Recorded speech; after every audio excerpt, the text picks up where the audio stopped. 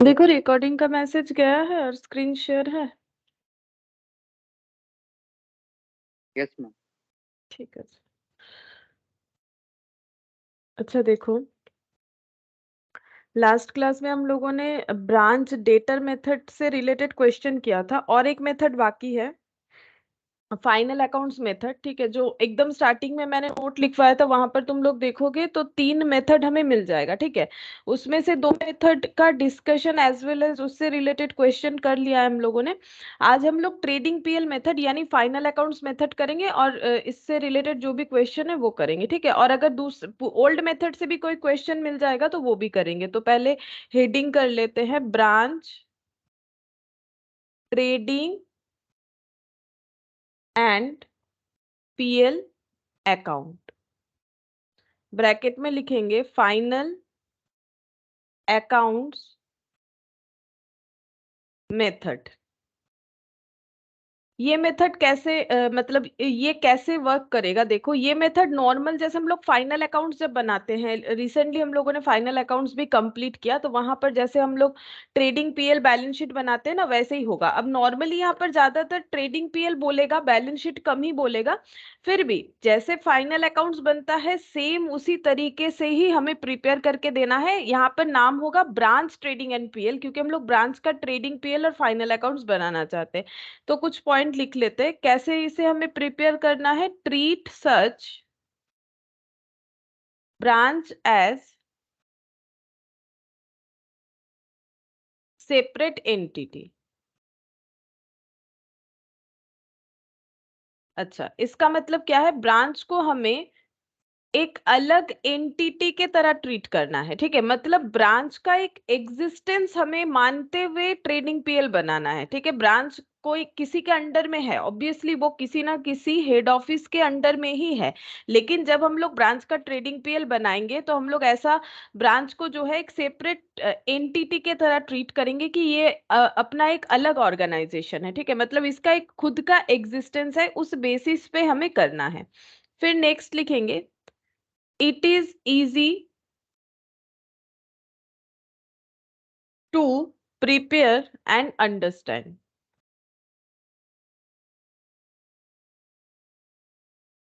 इसका मतलब ये है, ये पॉइंट का मतलब जस्ट इतना ही है कि टोटल 3 मेथड है। ठीक है, एक है हम लोग का branch stock and debtor method, सबसे पहले हम लोगों ने वही सीखा। फिर डेटर मेथड, फिर हो गया हम लोग का ब्रांच ट्रेडिंग एंड पीएल। ये सबसे आसान है समझने में भी। देखो जो हम लोग एकदम स्टार्टिंग में सीखे थे स्टॉक डेटर, उस पे टोटल 7 लेजर हमें प्रिपेयर करना पड़ता है। हाँ, अगर क्वेश्चन इनवॉइस का नहीं होगा तो 7 लेजर्स में से कुछ ना कुछ कम हो जाएगा, लेकिन ओवरऑल अगर क्वेश्चन देखें कि इनवॉइस का हो या नॉर्मल हो तो वहां पर हमें टोटल 7 लेजर्स प्रिपेयर करना पड़ता है। फिर उसका एंट्री का सिस्टम, उसको मतलब एंट्री का सिस्टम जो है थोड़ा सा अलग तरीके से हमें याद करना पड़ता है।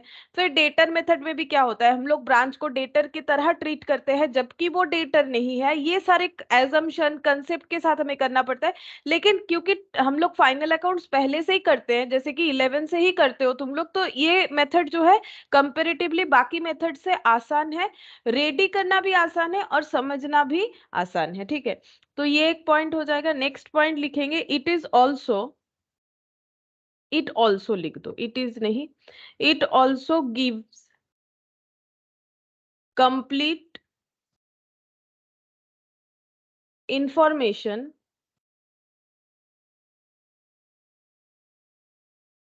Of all transaction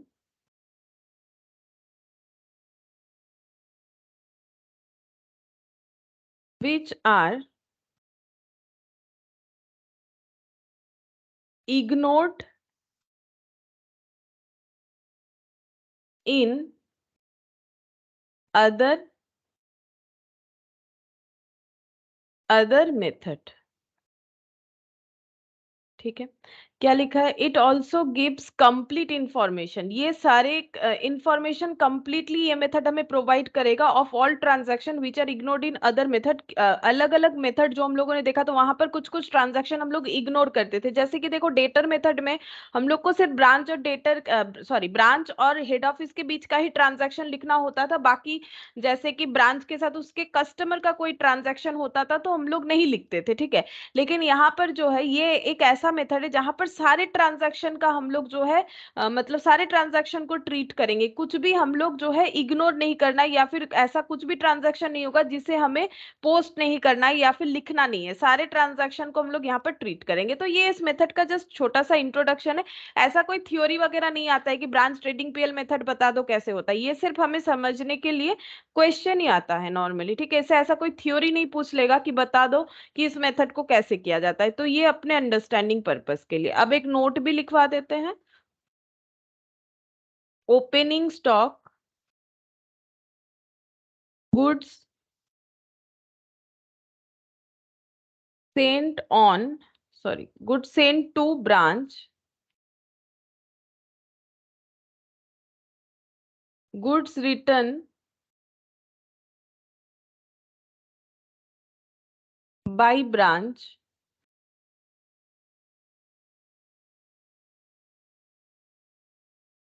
and closing stock prepared at cost, ठीक है। ये नोट क्या है, देखो नोट में मैंने लिखा है कि अगर हम लोग जब ओपनिंग स्टॉक लिखेंगे, कहाँ लिखेंगे, ट्रेडिंग में, ठीक है। हम लोग कौन सा मेथड कर रहे हैं, ट्रेडिंग पीएल मेथड करेंगे, तो ओपनिंग स्टॉक ट्रेडिंग में लिखेंगे।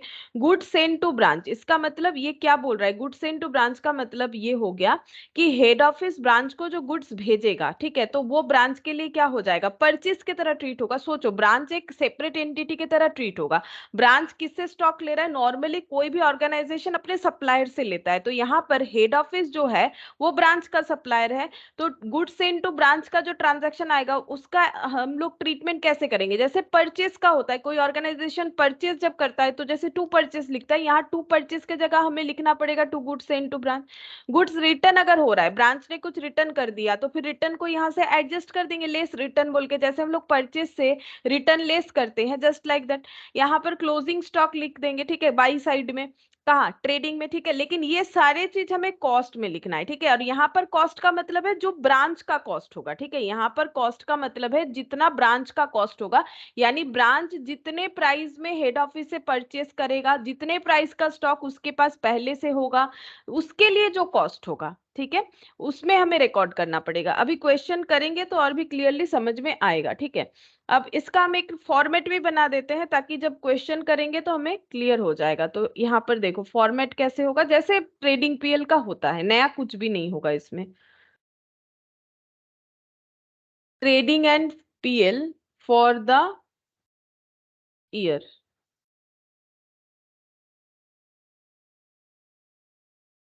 अच्छा, यहाँ पर लिखेंगे सबसे पहले, जैसे ट्रेडिंग में हम लोग क्या लिखते हैं, ओपनिंग स्टॉक, वैसे ही लिखेंगे। ओपनिंग स्टॉक को किस में लिखना है, कॉस्ट में लिखना है, ठीक है। ये कौन से प्राइस में लिखा जाएगा, कॉस्ट प्राइस में। कॉस्ट प्राइस का मतलब कौन सा, जो ब्रांच के लिए उसका कॉस्ट प्राइस होगा। अभी क्वेश्चन आने से बार बार हम ये जो बोल रहे हैं ना, जो ब्रांच के लिए उसका कॉस्ट प्राइस होगा वो क्लियर हो जाएगा। फिलहाल कॉस्ट लिखो, क्योंकि हमें पता है कि स्टॉक का वैल्यू हमें हमेशा किस में करना चाहिए, स्टॉक का वैल्यू हमें हमेशा कॉस्ट और NRV whichever is lower में करना चाहिए, ठीक है। फिर यहाँ पर लिखेंगे to goods send to branch, जैसे परचेज लिखते हैं ट्रेडिंग में, उसके जगह लिखेंगे to goods sent to branch.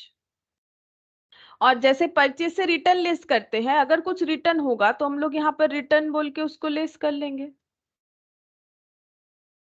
और आउटर कॉलम में नेट वैल्यू को लिख देंगे, ठीक है।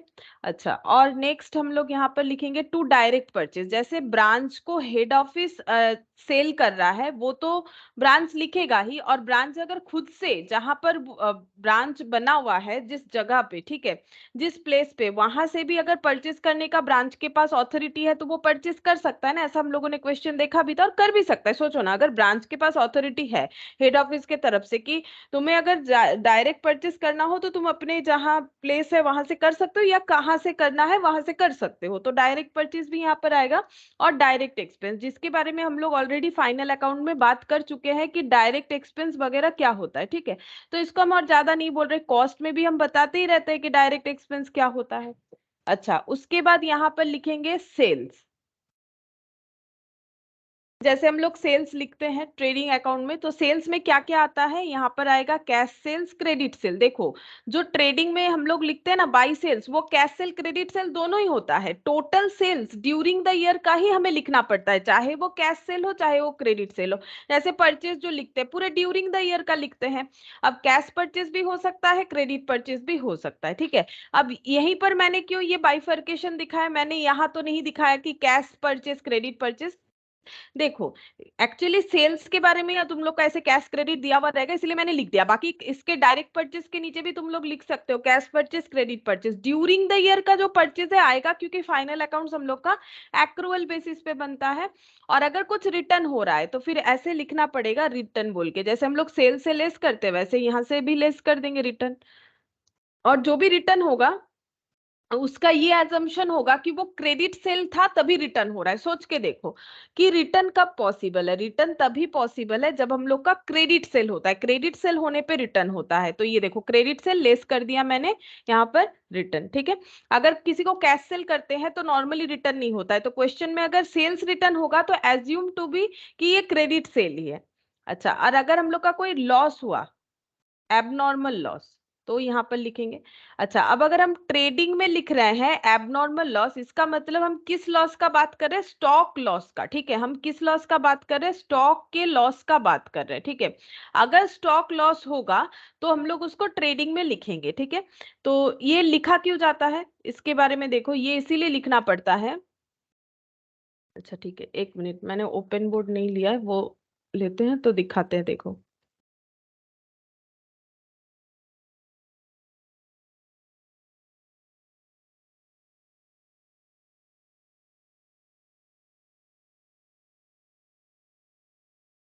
हाँ देखो, एबनॉर्मल लॉस का मतलब हो जाता है जो स्टॉक, जैसे मान लो आग लग के खराब हो गया या फिर चोरी हो गया, ठीक है, स्टोलन, और जो है लॉस्ट बाय फायर, तो यहाँ पर हम लोग लिखते हैं उसके बाद बाय क्लोजिंग स्टॉक, फिर हम बताते हैं इसको क्यों लिखा जाता है बाय क्लोजिंग स्टॉक, और यहाँ पर ये लिख के फिर ग्रॉस प्रॉफिट। अब देखो ग्रॉस प्रॉफिट ही आएगा ऐसा जरूरी नहीं है, ग्रॉस लॉस भी आ सकता है। तो ग्रॉस लॉस आएगा तो इधर होगा, नॉर्मली हम ये फॉर्मेट को प्रॉफिट के साथ ही कर लेते हैं, लेकिन ऐसा जरूरी नहीं है कि प्रॉफिट ही आए, लॉस भी आ सकता है, लॉस आएगा तो इधर लिखना पड़ेगा। अब देखो ये एबनॉर्मल लॉस यहाँ क्यों लिखा जाता है, अगर स्टॉक लॉस हो गया तो। अगर फाइनल अकाउंट जब हम लोग पढ़ रहे थे, अगर तुम लोग को याद है, तो मैंने एक बोला था कि मैचिंग कंसेप्ट होता है, ठीक है। मैचिंग कंसेप्ट होता है जिसके वजह से हम लोग सेल्स करने के बाद जो स्टॉक बच जाता है उसे लिखना पड़ता है, तभी जाके सही प्रॉफिट आता है, ठीक है। अगर हम लोग के पास सपोज 100 रुपीज का टोटल स्टॉक था, ये देखो, और उसमें से हम लोगों ने जो है 50 रुपीज का स्टॉक को 60 रुपीज में बेच दिया और 50 रुपीज का स्टॉक बच गया। मेरा कहने का मतलब है हम लोग के पास 100 रुपीज का स्टॉक था, मतलब हम लोगों ने 100 से परचेस किया था, और उसमें से हम लोगों ने 50 रुपीज का स्टॉक 60 में सेल कर दिया, ठीक है, और बाकी 50 बच गया, तो यहाँ पर 110, इधर भी 110 आएगा, तो यहाँ पर 10 जो है वो प्रॉफिट बता रहा है, 50 का स्टॉक 60 में सेल हो गया, ठीक है। अच्छा, अब देखो एबनॉर्मल लॉस, अब मान लो 100 स्टॉक में से 50 सेल हो गया, 10 रुपीज का स्टॉक लॉस हो गया, और बाकी जो है हम लोग का यहाँ पर 40 रुपीज का स्टॉक बचा हुआ है। तो इसका मतलब अब हम लोग को कैसे ट्रीटमेंट करना चाहिए, देखो हम लोग को यहाँ पर ऐसे दिखाना चाहिए, हम लोग के पास 100 रुपीज का स्टॉक था, 50 रुपीज का स्टॉक हम लोगों ने 60 में बेच दिया, तो 10 रुपीज का प्रॉफिट हो गया। अब मेरे पास क्लोजिंग स्टॉक 40 है, क्योंकि मेरा 10 रुपीज का स्टॉक जो है वो एबनॉर्मल लॉस की वजह से डिस्ट्रॉयड हो गया। अब अगर हम यहाँ पर सिर्फ 40 दिखाएंगे तो मेरा दोनों साइड मैच ही नहीं होगा। क्यों नहीं होगा, वही मैचिंग कंसेप्ट, अगर मैंने 100 रुपीज इनकट किया है, उसका कहाँ कहाँ किस तरीके से यूटिलाइजेशन है वो मुझे दिखाना ही पड़ेगा। जैसे इसमें से इतना सेल हो गया, ये क्लोजिंग स्टॉक में बचा हुआ है, तो बाकी 10 कहाँ गया, क्योंकि ये तो 50 वाला स्टॉक है जो 60 में सेल हुआ है, बाकी 10 कहाँ गया, बाकी 10 जल गया, तो लिखना तो पड़ेगा, क्योंकि उसके लिए हमारा कॉस्ट तो इनकट हुआ है, हम लोगों ने टोटल 100 का कॉस्ट इनकट किया है, तो मुझे पूरा 100 का ही कैलकुलेशन यानी बाइफर्केशन दिखाना चाहिए। तो अगर हम यहाँ दिखा देंगे कि मेरा 10 रुपीज का स्टॉक लॉस हुआ था, तो यहाँ पर ये देखो मेरा टैली हो जाएगा, ठीक है। तो ये मैचिंग कंसेप्ट के लिए होता है। तो एबनॉर्मल लॉस अगर हो रहा है तो हम लोग उसको दिखाएंगे, कितने में दिखाएंगे, जितना स्टॉक लॉस हुआ है पूरा दिखाएंगे, ठीक है। अच्छा, अब क्या होता है, अगर किसी का इंश्योरेंस किया हुआ रहता है, ये तो हम लोग स्टॉक लॉस का बात कर रहे हैं ना, तो स्टॉक का जो है ऑर्गेनाइजेशन इंश्योरेंस करवा सकता है, अगर इंश्योरेंस करवा रखा है तो इंश्योरेंस क्लेम मिल जाएगा।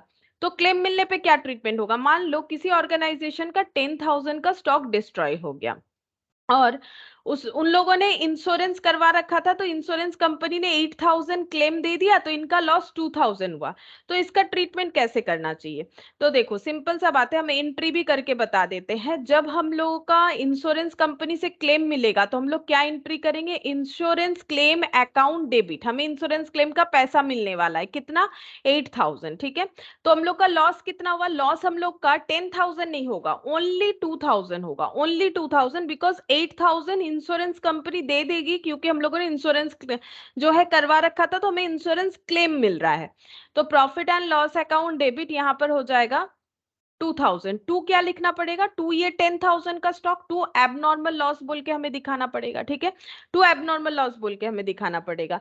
तो ये जो एबनॉर्मल लॉस है टोटल 10,000, वो हम लोग कहाँ दिखाएंगे? वो हम लोग ट्रेडिंग अकाउंट में दिखाएंगे कि मेरा इतना स्टॉक लॉस हुआ है, ताकि मुझे सही ग्रॉस प्रॉफिट दिखे। ठीक है, और ये जो 8,000 मुझे मिल रहा है ना क्लेम का अमाउंट, ये मेरा कोई प्रॉफिट नहीं है, ये मुझे क्लेम मिल रहा है, मतलब इसे बोलते हैं एक्स्ट्रा ऑर्डिनरी इनकम। ठीक है, जब तुम लोग कैश फ्लो पढ़ोगे तब देखना, ठीक है, ग्रुप 2 में जब कैश फ्लो पढ़ोगे तब देखना, एक्स्ट्रा ऑर्डिनरी इनकम ये सब हम वहां पर बताते हैं। वैसे तुम लोगों ने किया होगा कैश फ्लो, 12 में तो होता ही है कैश फ्लो। तो कैश फ्लो में अगर देख 12 में भी होता है, कॉलेज में भी होता है। तो कैश फ्लो जब हम लोग करते हैं तो वहां पर हम लोग पूरे पीएल का एनालिसिस समझते हैं, जैसे उसमें नॉन ऑपरेटिंग एक्सपेंसेस क्या होता है, ऑपरेटिंग क्या होता है, वैसे ही इस तरीके के इनकम को बोलते हैं extra ordinary item, extra ordinary income. ठीक है, ये ऑर्गेनाइजेशन का कोई सेल करके इनकम नहीं है, या फिर कुछ इनडायरेक्ट इनकम भी नहीं है। मतलब हम ये कहना चाह रहे हैं, ना तो ये कोई डिस्काउंट है, ना इंटरेस्ट है, ना डिविडेंड है, ये बिजनेस से रिलेटेड कोई इनकम है ही नहीं, ना तो ऑपरेटिंग ना तो नॉन ऑपरेटिंग, ये है एक्स्ट्रा ऑर्डिनरी इनकम। ठीक है, इंश्योरेंस क्लेम मिला। तो ये जो पीएल का लॉस है, पीएल में जो 2,000 दिख रहा है, ये हम लोग पीएल अकाउंट में दिखाएंगे। ये जो एबनॉर्मल लॉस का अमाउंट है ये हम लोग ट्रेडिंग में दिखाएंगे। और जो ये 8,000 क्लेम है ये हम लोग का बैलेंस शीट में चला जाएगा रिसीवेबल बोल के। ठीक है, रिसीवेबल बोल के चला जाएगा। और अगर पैसा मिल जाता है तो भी ये बैलेंस शीट में जाएगा, तब इंश्योरेंस क्लेम के जगह एंट्री होगा कैश अकाउंट डेबिट, अगर मिल जाता है। और अगर इंश्योरेंस कंपनी ने बोला है, एडमिट किया है कि हाँ हम लोग दे देंगे, अभी तक नहीं दिया है, तो हम लोग इंश्योरेंस क्लेम को डेबिट करेंगे। तो इस तरीके से एंट्री को पोस्ट करना पड़ता है। ये तुम लोग का फाइनल अकाउंट्स में भी अगर ऐसा एडजस्टमेंट आता है तो तुम लोग कर सकते हो। अब इसको हम लोग पीएल बनाते हैं। ठीक है, इसके बाद हम लोग बनाएंगे पीएल। तो देखो पीएल में हमें क्या क्या लिखना पड़ेगा। सबसे पहले तो ग्रॉस प्रॉफिट को ब्रॉट डाउन करेंगे।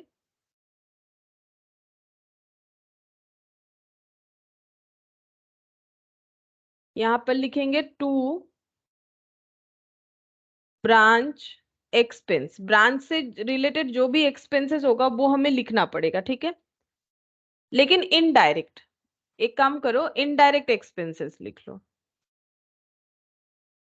Branch indirect. ठीक है, जैसे हम लोग पीएल में लिखे थे ना इनडायरेक्ट एक्सपेंसेस आता है, वैसे यहाँ पर भी आएगा ब्रांच का इनडायरेक्ट एक्सपेंसेस। और जो मैंने एबनॉर्मल लॉस का बात बोला वो यहाँ पर दिखाएंगे, abnormal loss due to fire. ठीक है, अब जैसे मैंने बोला कि 10,000 में 2,000 का जो है लॉस होगा, क्योंकि 8,000 का क्लेम मिल रहा है, तो यहाँ 2,000 दिखाएंगे। लेकिन मान लो इंश्योरेंस किया हुआ नहीं है, पूरा का पूरा 10,000 लॉस हो गया, तो यहाँ पर पूरा 10,000 आ जाएगा। ठीक है, तो जब भी आग लग के मतलब एबनॉर्मल रीजन से अगर कुछ स्टॉक लॉस होगा तो उसका दो जगह पे जरूर एंट्री होगा।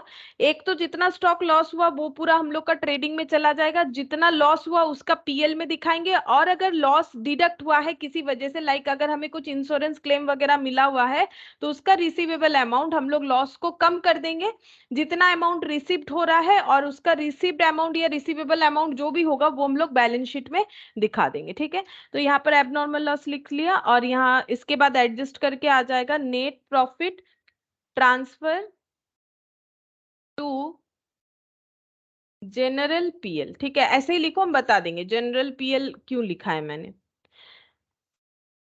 हाँ बताते हैं। देखो जनरल पीएल मैंने क्यों लिखा है, क्योंकि ये तो ब्रांच का पीएल बन रहा है। तो मैंने स्टार्टिंग डे पे ही बताया था कि हर एक ऑर्गेनाइजेशन जिसका बहुत सारा ब्रांच है उसे एक कॉन्सोलिडेटेड जो है अपना प्रॉफिट प्रिपेयर करना पड़ेगा। मतलब अगर किसी का 1000 ब्रांचेस है, क्या वो 1000 ब्रांचेस का जो है डिटेल्स पब्लिक में देगा? मतलब अगर किसी जगह पे मान लो उसे लोन ही लेना है उस ऑर्गेनाइजेशन को, तो उसे तो एक ऐसा बैलेंस शीट बनाना पड़ेगा जहां 1000 ब्रांच का एक्टिविटी एक ही जगह पे दिख रहा होगा।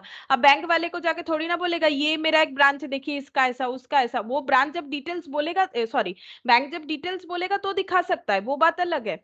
वो तो बैंक क्या पूछ रहा है उसके ऊपर डिपेंड करेगा। लेकिन हम लोग को एक कॉन्सोलिडेटेड तो दिखाना ही पड़ता है, ठीक है? कॉन्सोलिडेटेड नहीं दिखाने से नहीं होता। इसीलिए जनरल पीएल मतलब पूरे ऑर्गेनाइजेशन का जो पीएल है वहां पर ट्रांसफर कर देंगे कि पर्टिकुलर इस ब्रांच का प्रॉफिट इतना हुआ है, ठीक है?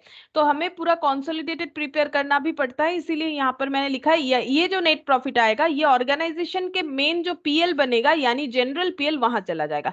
ये जनरल पीएल नहीं है, ये पर्टिकुलर किसी एक ब्रांच का पीएल है, ये ट्रांसफर हो जाएगा जनरल पीएल में। अच्छा, अब बस अब हमें इस पे और ज्यादा कुछ डिस्कशन का जरूरत ही नहीं है, क्योंकि हम लोग का नॉर्मली नोन जो है मेथड ही है ट्रेडिंग पीएल मेथड। अब इससे हम लोग एक क्वेश्चन करके देखते हैं। देखो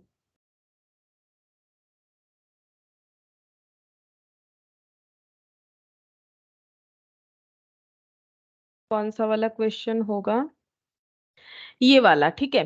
ये क्वेश्चन जो है ये हम लोगों ने जो है ये यही वाला होगा ना। 1A देख लेते हैं, इस पे बोला था कि नहीं ट्रेडिंग पेयर मेथड से। नहीं, ये वाला देखो, यहाँ पर ये इलास्ट्रेशन 1 भी करेंगे। क्या बोला है? From the information given in illustration 1A, मतलब वही वाला क्वेश्चन करना है जो मैंने पहले ओपन किया था। Prepare Nagpur branch trading and profit and loss account in the books of head office. जब हमें क्लियरली बोल दिया है कि Nagpur branch trading and PL account बनाओ, इसका मतलब हमें फाइनल अकाउंट्स मेथड से ही प्रिपेयर करने के लिए बोला है। जब क्वेश्चन में हमें स्पेसिफाई कर देगा कि कौन से मेथड से प्रिपेयर करना है तो हम लोग उसी मेथड से प्रिपेयर करेंगे। तो 1A जो क्वेश्चन है ये वाला करेंगे। Good afternoon Rishabh. Good afternoon ma'am. ये देखो 1A ये वाला। अच्छा देखो ये क्वेश्चन, लेकिन और एक चीज बता दे, ये हम लोग का नोन क्वेश्चन है। क्यों? क्योंकि ऑलरेडी ये क्वेश्चन हम लोगों ने कर रखा है किसी और मेथड से, ठीक है? किसी और मेथड से। कौन से मेथड से? ये देखो ब्रांच अकाउंट बनाया था ना हम लोगों ने, इसका मतलब हम लोगों ने इसको डेटर मेथड से कर रखा है। अब इस पीडीएफ में है कि नहीं मुझे तो याद नहीं है, लेकिन नहीं तो हम दिखा देते, सेम आंसर आएगा, ठीक है? करने का ये देखो, ये लास्ट क्लास में ही हम लोगों ने किया था। इसमें हम लोग का नेट प्रॉफिट आया था 15,000, और अभी हम लोग इसको अलग मेथड से करेंगे तो भी हम लोग का प्रॉफिट 15,000 ही आएगा, ठीक है? तो हम लोग स्टार्ट करते हैं। हम पूछ लेंगे तुम लोगों से कौन कौन सा डेटा यहाँ पर आएगा नहीं आएगा, सारी चीजों को पूछ लेते हैं। देखो एक बार क्वेश्चन हम रीड कर देते हैं। बोल रहा है Buckingham brothers Bombay have a branch at Nagpur. Nagpur में इनका एक ब्रांच है इस ऑर्गेनाइजेशन का। They send goods at cost to their branch at Nagpur.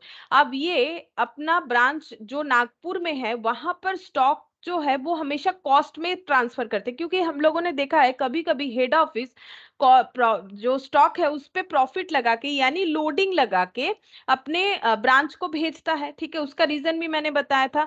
लेकिन यहाँ पर क्या है, यहाँ पर ये लोग कॉस्ट में ही ट्रांसफर करता है, ठीक है? अब जैसा जिसका बिजनेस पॉलिसी है। However direct purchase are also made by the branch. अच्छा, ब्रांच को अथॉरिटी दिया गया है कि अगर चाहो तो अपना डायरेक्ट परचेज भी कर सकते हो, for which payments are made at head office. लेकिन पेमेंट कौन करेगा? हेड ऑफिस करेगा, ठीक है? अच्छा, फिर नेक्स्ट देखो यहाँ पर क्या बोल रहा है, all the daily collection are transferred from branch to head office. Daily branch में जो भी कलेक्शन होगा वो हेड ऑफिस को ट्रांसफर हो जाना चाहिए डेली बेसिस पे। From the following prepare Nagpur branch account. ये तो हमें बोला है उस क्वेश्चन के लिए, ठीक है, जो हम लोगों ने ऑलरेडी लास्ट दिन कर लिया था कि नागपुर ब्रांच अकाउंट बनाओ। ये हम लोग नहीं बनाएंगे, डेटर मेथड हम लोग बना चुके हैं। अब इस क्वेश्चन को हम लोग ट्रेडिंग पीएल मेथड से बनाने वाले हैं। अच्छा, यहाँ पर दिया है ओपनिंग बैलेंस यानी ओपनिंग स्टॉक दिया है, ठीक है? ओपनिंग ओपनिंग बैलेंस दे दिया, उसमें impressed cash, sundry debtor, stock ये सब दे रखा है। हम दिखा देते हैं, ये देखो लास्ट दिन किया था हम लोगों ने ये क्वेश्चन, थोड़ा थोड़ा तो याद होगा ही। ये दोनों डिटेल्स एक साथ दिखा पाना थोड़ा सा मुश्किल है, नहीं दिखेगा ऐसा करके, छोड़ो। ओपनिंग डेटा में दिया हुआ है इम्प्रेस्ड कैश। इम्प्रेस सिस्टम क्या होता है मैंने बोला लास्ट दिन तुम लोग को, ठीक है।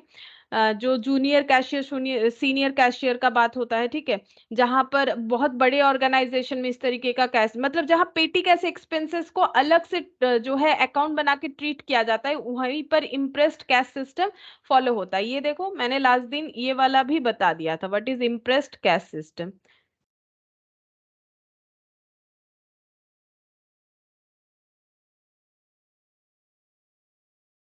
तो चलो कोई बात नहीं, मुझे यहाँ दिख तो नहीं रहा है लेकिन मैंने बताया है, ठीक है। और चलो दिख नहीं रहा है, पता नहीं, नहीं तो दिखा देते, चलो कोई बात नहीं। फिर सन्ड्री डेटर का ओपनिंग बैलेंस, स्टॉक का जो ट्रांसफर फ्रॉम हेड ऑफिस, इनके पास दो सोर्सेस है स्टॉक आने का। एक होता है हेड ऑफिस से आने का, दूसरा है डायरेक्ट परचेस करके, ठीक है। ये सब ओपनिंग स्टॉक का डेटा दिया है। उसके बाद जो ये कैश सेल क्रेडिट सेल है ना, ये ओपनिंग स्टॉक का नहीं। ये क्वेश्चन देने का पैटर्न इस तरीके से है बोल के हमें थोड़ा सा समझ लेना पड़ेगा। Opening balance for impressed cash, opening balance for debtor, opening balance for stock. Stock का दो सोर्सेस है, एक है डायरेक्ट परचेस का स्टॉक, मतलब जो डायरेक्ट परचेस करते हैं उससे बना हुआ स्टॉक, और दूसरा ट्रांसफर फ्रॉम हेड ऑफिस से। Bad debt, discount to customer, remittance to head office, ये सब दे रखा है, ठीक है। इसमें cash sale, credit sale, direct purchase, return from customer, good send to branch from head office, transfer from head office for petty expenses. अच्छा, remittance to head office, जिसमें से कुछ रिसिप्ट है कुछ रिसिप्ट नहीं है, ठीक है, सेम क्वेश्चन है। Branch expenses directly paid by head office, closing balance, stock, direct purchase, transfer from head office, debtor, impressed cash और पेटी कैश एक्सपेंसेस, बस इतना ही था क्वेश्चन। अब देखो हम लोग ट्रेडिंग पीएल बनाएंगे, अब उसमें हमें देखना पड़ेगा क्या क्या आइटम यहाँ पर आएगा। तो देखो यहाँ लिख लेते पहले, बैकिंगहैम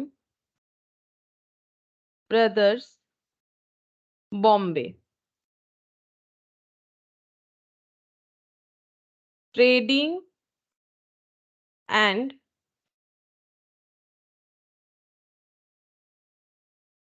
नागपुर, ऐसे लिखेंगे, Nagpur branch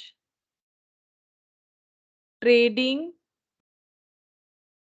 and PL account for the year ended 31st December 2001।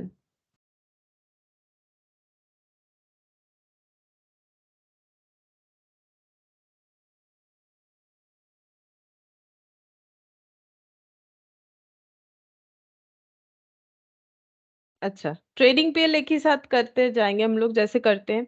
सबसे पहले ओपनिंग बैलेंस, इम्प्रेस्ड कैश। मुझे बताओ क्या इम्प्रेस्ड कैश हम लोग का ट्रेडिंग या पीएल में आएगा? इम्प्रेस्ड कैश क्या हम लोग का ट्रेडिंग या पीएल में आएगा? बोलो, कुछ तो बोलो। इम्प्रेस्ड कैश क्या हम लोग का ट्रेडिंग या पीएल में आएगा? ट्रेडिंग पीएल में क्या आता है? না बोलो। আসবে না। হ্যাঁ, আসবে না, ঠিক আসবে না, এটা ক্যাশ, তো ক্যাশ কোথায় আসবে বলো তাহলে? হ্যাঁ ঠিক বলেছো, আসবে না, কিন্তু কোথায় আসবে সেটা বলে দাও একটু, বলো পারবে। ফাইনাল অ্যাকাউন্টসে কি কি হয়? ট্রেডিং পিএল, আরেকটা balance sheet. Balance sheet. Imprest cash balance sheet में आएगा, जैसे कैश बैलेंस शीट में आता है ना, तो इम्प्रेस्ड कैश और कैश में फर्क क्या है? इम्प्रेस्ड कैश मतलब जो सीनियर कैशियर जूनियर कैशियर को दे रहा है उसका नाम है। इम्प्रेस्ड एक सिस्टम है, इम्प्रेस्ड सिस्टम, ठीक है। लेकिन है तो कैश, है ये करंट एसेट, तो करंट एसेट कहाँ आता है? बैलेंस शीट में, तो बैलेंस शीट में आएगा। सन्ड्री डेटर, बोलो सन्ड्री डेटर आएगा कि नहीं आएगा ट्रेडिंग पीएल में?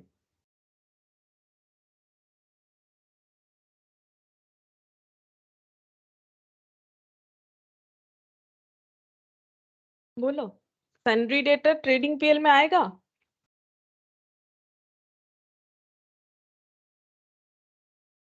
No ma'am.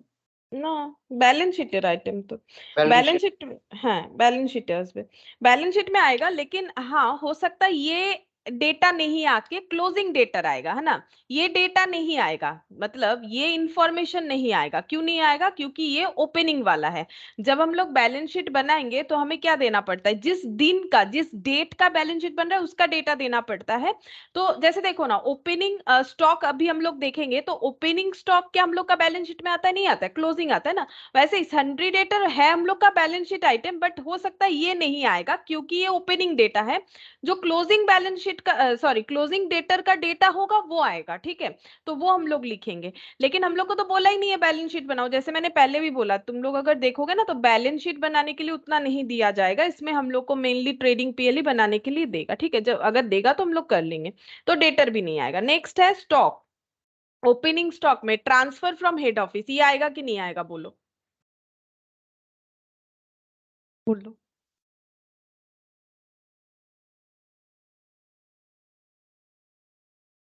बोलो। ट्रेडिंग में ओपनिंग स्टॉक आएगा कि नहीं आएगा? बोलो।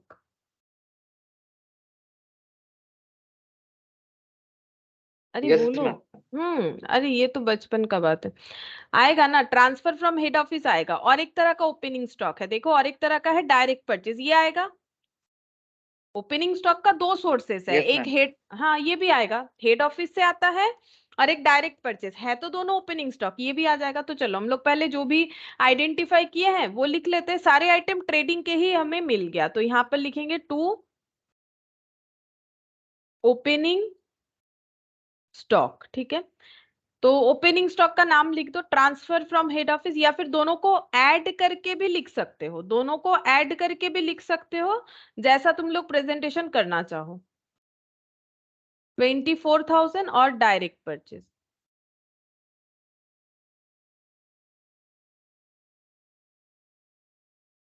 16,000। उसके बाद टू डायरेक्ट परचेज,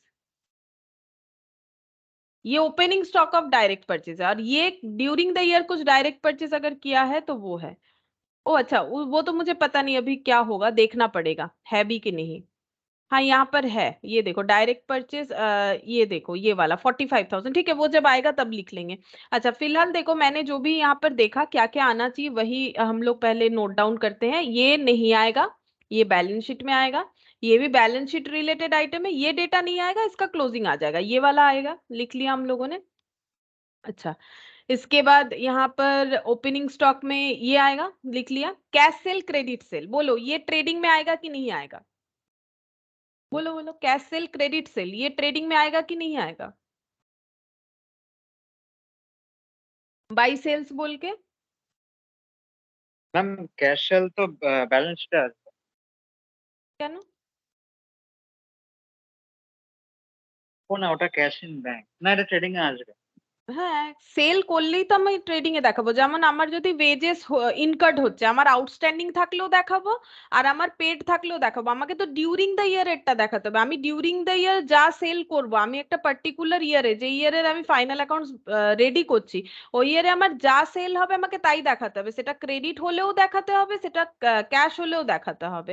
এটার সাথে কোনো লিঙ্ক নেই। সেই জন্য তো আমরা যখন ফাইনাল অ্যাকাউন্টস পড়লাম, আমি বললাম না অ্যাক্রুয়াল কনসেপ্ট, তাহলে আমরা যখন এখানে স্যালারি হয়, ঠিক আছে, আমি এটার এক্সাম্পল দিয়েছিলাম। স্যালারি যদি কারো 1 লাখ হয়েছে পুরো বছরের, আমি তাকে 80,000 দিয়েছি, 20,000 বাকি রেখেছি, কিন্তু আমি পিএল এই দুটো মিলিয়েই দেখাই 80,000 প্লাস আউটস্ট্যান্ডিং 20,000 বলে। আর এটা আমি যেহেতু লাইবিলিটি হয় সেই কারণে এটাকে আমরা ব্যালেন্স শিটেও দেখাই। তাহলে সেলস আমার ক্যাশ হোক বা ক্রেডিট, আমি রিসিভেবল আমার হয়েছে বা হয়নি তার সাথে কোনো লিঙ্ক নেই, আমার ডিউরিং দ্য ইয়ারের হলেই আমাকে দেখাতে হবে।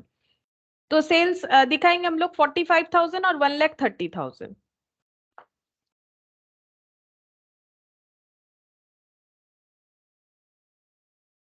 अच्छा नेक्स्ट देखते हैं, देखो रिटर्न फ्रॉम कस्टमर, बोलो ये आएगा कि नहीं आएगा? रिटर्न फ्रॉम कस्टमर, कस्टमर ने ब्रांच को रिटर्न कर दिया। मैंने पहले ही बोला, यहाँ पर नोट देख लो, यहाँ पर हर एक ट्रांजैक्शन आएगा, कंप्लीट इंफॉर्मेशन यहाँ पर आएगा। लेकिन हाँ, ट्रेडिंग में पीएल का आइटम लिख देंगे, पीएल में ट्रेडिंग, ये तो नहीं चलेगा। जहां पर जो आना चाहिए वहीं पर आएगा, लेकिन हर एक आइटम आएगा। यहाँ पर कुछ हम लोग को जो है चूज नहीं करना होता है डेटर मेथड के तरह, कि सिर्फ और सिर्फ ब्रांच और हेड ऑफिस से रिलेटेड ट्रांजैक्शंस आएंगे बाकी नहीं आएंगे। ये नागपुर ब्रांच अपने आप में एक सेपरेट एंटिटी है, तो इसका ओपनिंग स्टॉक, इसका परचेज, इसका सेल्स रिटर्न, सारी चीज हमें लिखने हैं। तो मुझे बोलो रिटर्न फ्रॉम कस्टमर होना चाहिए कि नहीं होना चाहिए? मैंने फिर से एक बार बताया, मुझे जस्ट Yes, बताओ ma'am. कि हाँ आएगा। तो यहाँ पर लिखेंगे रिटर्न। तो ये टोटल पहले कर लेते हैं, 1,75,000 और रिटर्न है हम लोग का 3,000, तो कितना हो जाएगा 1,72,000। ठीक है। अच्छा, फिर बोला है good send to branch from head office. बोल रहा है कि good send to branch, branch को गुड सेंड किया गया है हेड ऑफिस से 60,000। क्या ये आएगा? बोलो।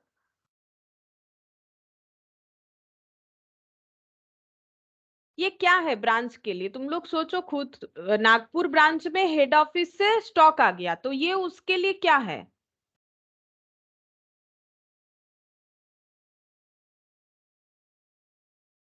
अभी तो लिखा था हम लोगों ने। अगर हम लोग, अच्छा एक बेसिक सा बात बताओ मुझे, अगर ब्रांच को हेड ऑफिस से स्टॉक मिल रहा है तो ट्रेडिंग में जाएगा कि पीएल में जाएगा, जाएगा कि नहीं जाएगा? तो ये उसके लिए क्या है? स्टॉक बेचने के लिए किसी भी ऑर्गेनाइजेशन को तो स्टॉक परचेस करना पड़ता है।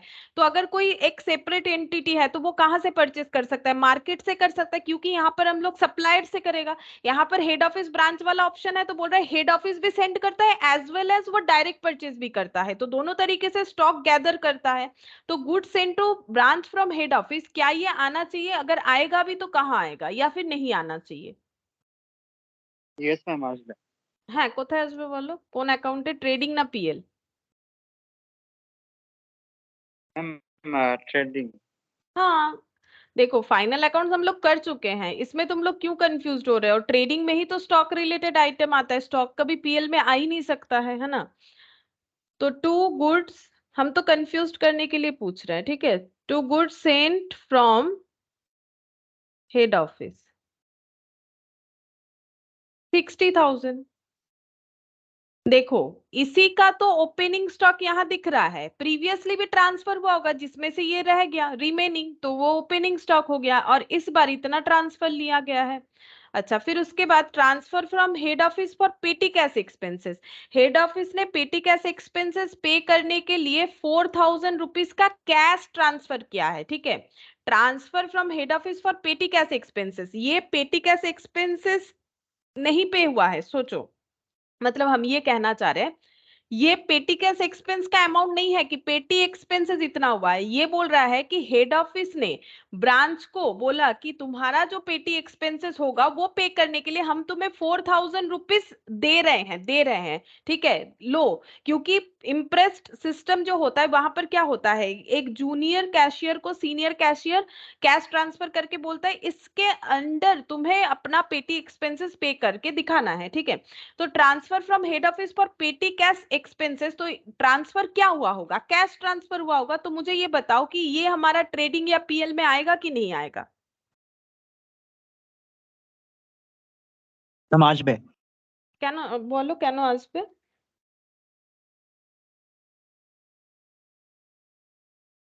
এটা ক্যাশ ট্রান্সফার হয়েছে, ল্যাঙ্গুয়েজটা পড়ো। Transfer from head office for petty cash expenses, তো ক্যাশ কি ট্রেডিং পিএল এ আসে? No ma'am. এটা কোথায় আসবে? ম্যাম बैलेंस এটা शीट। ব্যালেন্স শিটে। ये बैलेंस शीट में आएगा। देखो, मैंने इसीलिए क्लियरली बोला, और यहाँ पर तुम लोग को पढ़ के समझना पड़ेगा, लेकिन अभी हम हेल्प कर रहे हैं, लेकिन तुम लोग मेरा बात सुनो ध्यान से, ठीक है, तब आंसर सही होगा। ये देखो, गलत होने से कोई प्रॉब्लम नहीं है, लेकिन कोशिश करो कि जितना मतलब दिमाग में एक ही बार में अगर क्लिक हो जाएगा ना तो फिर और गलत नहीं होगा। देखो, मैंने तुम लोग को ऐसे करके बताया, transfer from head office for पेटी कैश एक्सपेंसेस, ये बोल रहा है कि पेटी कैश एक्सपेंसेस अगर ब्रांच में कुछ भी होता है वो पे करने के लिए हेड ऑफिस ने उसे 4,000 दिया। जैसे मान लो तुम लोगों को, तो तुम लोग के पेरेंट्स ने जो है बोला कि ये लो 1,000 रुपए और इससे अपना खर्चा पे करना, ठीक है, 1 वीक का खर्चा पे करना। तो इसका मतलब उन्होंने खर्चा नहीं पे किया, ठीक है, खर्चा तो कितना होगा वो तो बाद में पता चलेगा ना, अभी तुम लोग 1000 रुपए ले लिए हो, ठीक है, दिया गया है, अब खर्चा कितना होगा तो जब खर्चा करने निकलोगे तब पता चलेगा। अभी जो दिया गया है वो तो कैश हो गया, ठीक है, वो तो कैश हो गया ना, वो कोई एक्सपेंसेस का पेमेंट थोड़ी ना है। बोल रहा है कि एक्सपेंसेस का पेमेंट जो करना है उसके लिए ये पैसे रखो, ठीक है। ये हो गया बैलेंस शीट का आइटम, इसीलिए लैंग्वेज ना एकदम आसपास दिखेगा, लेकिन थोड़ा सा 2-3 बार पढ़ोगे तो समझ में आ जाएगा। अच्छा, अब ये हम लोग का बैलेंस शीट में जाएगा, चलो ठीक है। नेक्स्ट हम लोग इधर से स्टार्ट करते हैं, यहाँ पर बैड डेप्ट, बोलो बैड डेप्ट कहाँ आएगा? Balance sheet. बैड डेप्ट बैलेंस शीट, पीएल, बैड डेप्ट पीएल है ऐसे ना। No ma'am, PL PL.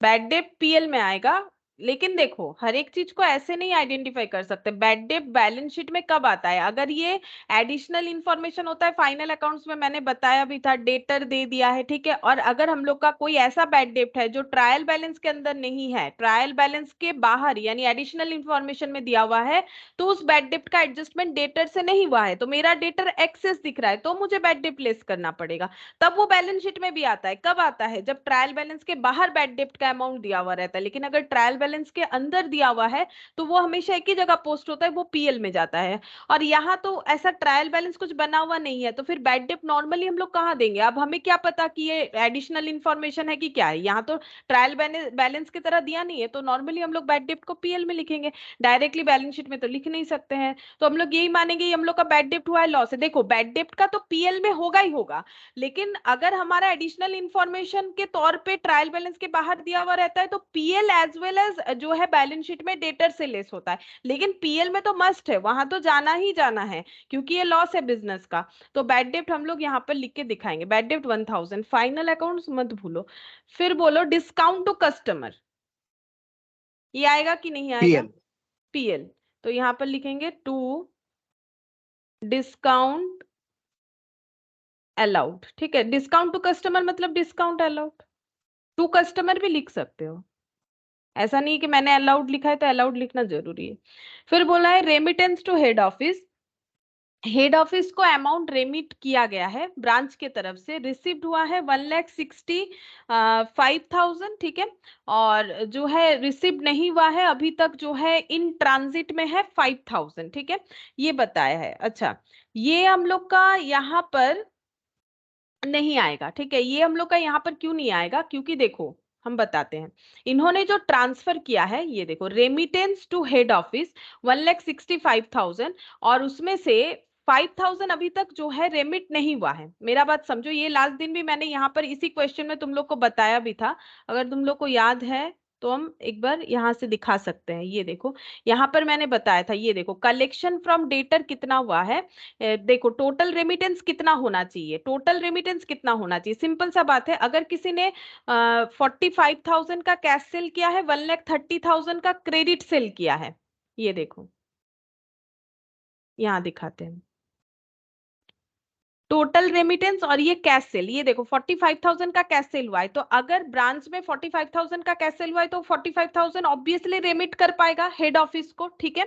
और दूसरा बात है कि क्रेडिट सेल जितना हुआ है उतना वो रेमिट तभी कर पाएगा अगर क्रेडिट सेल से मतलब पैसा मिला है। क्रेडिट सेल का मतलब तो ये है कि अभी तक कैश रिसिव्ड नहीं हुआ है, तो क्रेडिट सेल पे जितना कैश रिसिव्ड होगा उतना ही वो ट्रांसफर कर सकते हैं, उससे ज्यादा नहीं कर सकते हैं, ठीक है। तो ये देखो क्रेडिट सेल जो है यहाँ पर हम लोग को क्रेडिट सेल 1,30,000 दे रखा है। हम लोग यहाँ पर जो डेटर अकाउंट बनाए थे ना, वहां से हम लोगों ने देखा था कि क्रेडिट सेल हम लोग का 1,30,000। अब यहाँ रेमिटेंस कितना दिखा रखा है? 1,65,000। तो अगर क्रेडिट सेल मेरा 1,35,000 है और कैश सेल मेरा 45 है, यानी टोटल सेल मेरा देखो यहाँ पर दिख रहा होगा तुम लोग को कितना है, 1,75,000, जिसमें से 3,000 रिटर्न हो गया तो 1,72,000। तो इसका मतलब यहाँ पर देखो 1,70,000 यहाँ क्यों दिखाया मैंने वो भी हम बताते हैं। इस मेथड में क्या हुआ था, 1,65,000 हम लोग का रेमिटेंस था, टोटल रेमिटेंस था 1,65,000 और 5,000। ये हमें कैसे पता चला? क्वेश्चन में दिया हुआ था कि 1,65,000 रेमिट हो रहा है। अब अगर तुम लोग सोच रहे हो कि जब सेल हुआ है 45 और 1,30,000 1,75,000 और 3,000 का रिटर्न है 1,72,000 है, तो फिर रेमिटेंस ऐसा कैसे हो सकता है? देखो इसका रीजन है ऐसे कैसे हो सकता है। रेमिटेंस इसीलिए कम या ज्यादा हो सकता है, प्रीवियस कुछ कलेक्टेड अमाउंट होगा जो रेमिट किया जा रहा है, जरूरी तो नहीं है कि इस बार क्रेडिट सेल का पूरा पैसा ही उनको मिल गया, हो सकता है प्रीवियस क्रेडिट सेल का पैसा मिला है, तभी यहाँ पर देखो टोटल रेमिटेंस इतना हो रहा है एक्चुअली, ठीक है। 1,65,000 और 5,000, 1,70,000 ये टोटल रेमिटेंस है, मतलब ये पैसा जो है ब्रांच ने हेड ऑफिस को दे दिया है, लेकिन हेड ऑफिस के पास ये रिसिप्ट हो चुका है, हेड ऑफिस के पास जाके ये पैसा पहुंच चुका है, लेकिन ये ना अभी ऐसे इन ट्रांजिट है, अभी तक नहीं पहुंचा, ठीक है, अभी तक ये पैसा नहीं पहुंचा है। अब मेरा क्वेश्चन ये है कि ये यहाँ पर लिखने का जरूरत नहीं है, क्यों लिखने का जरूरत नहीं है, ये ऑलरेडी हम लोग यहाँ पर लिख चुके हैं, ये देखो सेल्स में हम लोग दिखा चुके हैं 45,000 और यहाँ पर 1,30,000, ठीक है, क्रेडिट सेल और कैश सेल। तो ये जब रेमिट कर रहे होंगे तो कितना पैसा रेमिट कर रहे होंगे, ये देखो ये टोटल इन्होंने टोटल रेमिटेंस जितना था और उसमें से कैश सेल लेस करने से ये पता चल जाएगा कि डेटर से हम लोग का कितना कलेक्शन हुआ है। तो एक्चुअली 1,30,000 में से 1,25,000 भी कलेक्शन हुआ है और 45,000 जो है कैश सेल किया है तो वो कलेक्शन हो गया है, तो टोटल वो इतना जो है ट्रांसफर कर सकते हैं। ये देखो हम लोगों ने यहाँ पर क्या लिखा था कि कितना रेमिटेंस कर रहे हैं बैंक को, कैश सेल का पूरा रेमिट कर देंगे और डेटर से जितना कलेक्शन हुआ है वो जो है रेमिट कर देंगे including cash transaction, sorry including जो कैश इन ट्रांजिट है, तो टोटल 1,70,000। तो ये समझाने के लिए बोला था, बाकी यहाँ से डायरेक्ट दिख रहा था कि 1,70,000 का रेमिटेंस है। अब इस मेथड में हमें लिखने का जरूरत नहीं, क्योंकि हम लोग ये बना रहे हैं फाइनल अकाउंट्स मेथड। तो रेमिट कहां से होगा, जो इनकम है वहीं से रेमिट होता है, जो इनकम है वहीं से रेमिट होता है। तो इसका मतलब ये जो 1,70,000 का रेमिट है वो ऑलरेडी यहां पर हम लोग लिख चुके हैं, लेकिन नाम अलग है। अब रेमिट क्या करेंगे, कैश सेल करेंगे, क्रेडिट सेल में जितना कलेक्शन हुआ है वो रेमिट करेंगे और प्रीवियसली अगर कुछ कलेक्टेड अमाउंट है वो रेमिट करेंगे। क्वेश्चन हमें बोल रहा है रेमिटेंस 1,70,000 का हो रहा है, हमें यार अलग से लिखने का जरूरत नहीं होगा, क्योंकि ऑलरेडी जो रेमिट कहां से होगा, जो इनकम है ब्रांच का वहीं से रेमिट होगा। तो इनकम तो हम लोग लिख चुके हैं, दिस इज द इनकम, ठीक है, ये जो है ये हम लोग का क्या है, इनकम है, इनकम से ही रेमिटेंस होगा, तो वो तो हम लोग लिख चुके हैं, तो यहाँ पर लिखने का जरूरत नहीं, क्योंकि हम लोग क्या बना रहे हैं, फाइनल अकाउंट्स मेथड बना रहे। और इसी क्वेश्चन को जब हम लोग ब्रांच मेथड में किए थे वहां पर हम लोग इसको ब्रांच यानी हेड ऑफिस के डेटर की तरह ट्रीट कर रहे थे, तब हम लोग बोल रहे थे कि डेटर से हमें कितना पैसा रिसीव हुआ, तो कंसेप्ट वाइज हम लोग लिखेंगे ना। तो यहाँ पर हम लोग को क्या समझना है कि हम लोग का इनकम जो है वही हम लोग ट्रांसफर करते हैं हेड ऑफिस को, तो इनकम तो ऑलरेडी हम लोग रिकॉर्ड कर चुके हैं, तो दोबारा रिकॉर्ड क्यों करें। फिर बोला है देखो branch expenses directly paid by head office, branch का एक्सपेंसेस जो हेड ऑफिस पे कर रहा है, तो ब्रांच का एक्सपेंस है तो पीएल में आएगा, ठीक है, तो यहां पर लिखेंगे टू ब्रांच एक्सपेंस। अब कोई एक्सपेंसेस के बारे में हमें अगर नहीं बताता है कि डायरेक्ट है इनडायरेक्ट है, तो ऑब्वियसली उसे इनडायरेक्ट ही हम लोग मानते हैं। जैसे देखो कभी क्वेश्चन में फाइनल अकाउंट्स में रहता है जनरल पीएल, तो हम लोग क्या लिखते हैं, जनरल एक्सपेंस, तो हम लोग पीएल में लिखते हैं, ठीक है। जनरल एक्सपेंस तो ले जाके और ट्रेडिंग में नहीं लिखते हैं, जब हमें एक्सपेंसेस का डिटेल्स ना हो तो हम लोग उसे इनडायरेक्ट ही मानेंगे। तो ब्रांच एक्सपेंसेस है 30,000, तो ब्रांच का एक्सपेंसेस है तो हमें पीएल में लिखना पड़ेगा, पेमेंट कोई भी करे। फिर बोला है क्लोजिंग बैलेंस, स्टॉक का देखो डायरेक्ट परचेस किया गया स्टॉक का closing balance, transfer from head office जो है उसका क्लोजिंग बैलेंस, तो क्लोजिंग स्टॉक कहां लिखेंगे, यहां पर by closing stock, transfer from head office, head office से जो स्टॉक ट्रांसफर हुआ था उससे बचा हुआ स्टॉक 10,000 नहीं 15,000 और डायरेक्ट परचेस 10,000, ठीक है, डायरेक्ट परचेस 10,000। अच्छा उसके बाद यहाँ पर डेटर का क्लोजिंग बैलेंस ये बैलेंस शीट में जाएगा, अगर नहीं भी कैलकुलेट करेंगे अभी तभी भी चलेगा।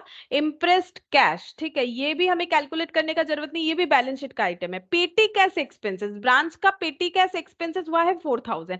अब ये देखो एक कोइंसिडेंट है कि यहाँ भी 4,000 आया, यहाँ भी 4,000 आया, वो बात अलग है, लेकिन ये एक्सपेंसेस है तभी लिखेंगे, ये पेटी कैश एक्सपेंसेस है, इतना खर्चा हुआ है तो एक्सपेंसेस कहां जाएगा, पीएल में जाएगा, तो यहां पर लिखेंगे टू पेटी कैश एक्सपेंस, यहां पर 4,000, ठीक है।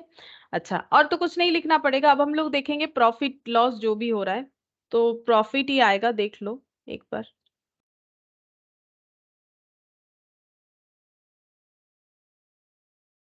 वन लैख 72, ये हो गया हम लोग का 789, 1,92,000, 1,90,000 7,000, 1,97,000, 1,97,000 माइनस 60 और ये हो गया 2 + 1 3 30 90 और ये 1,97,000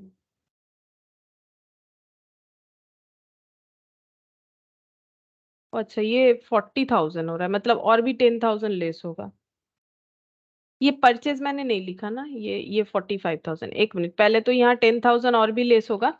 ये जो है ना डायरेक्ट परचेज, इसका अमाउंट लिखना भूल गए। ये देखो 45,000 था।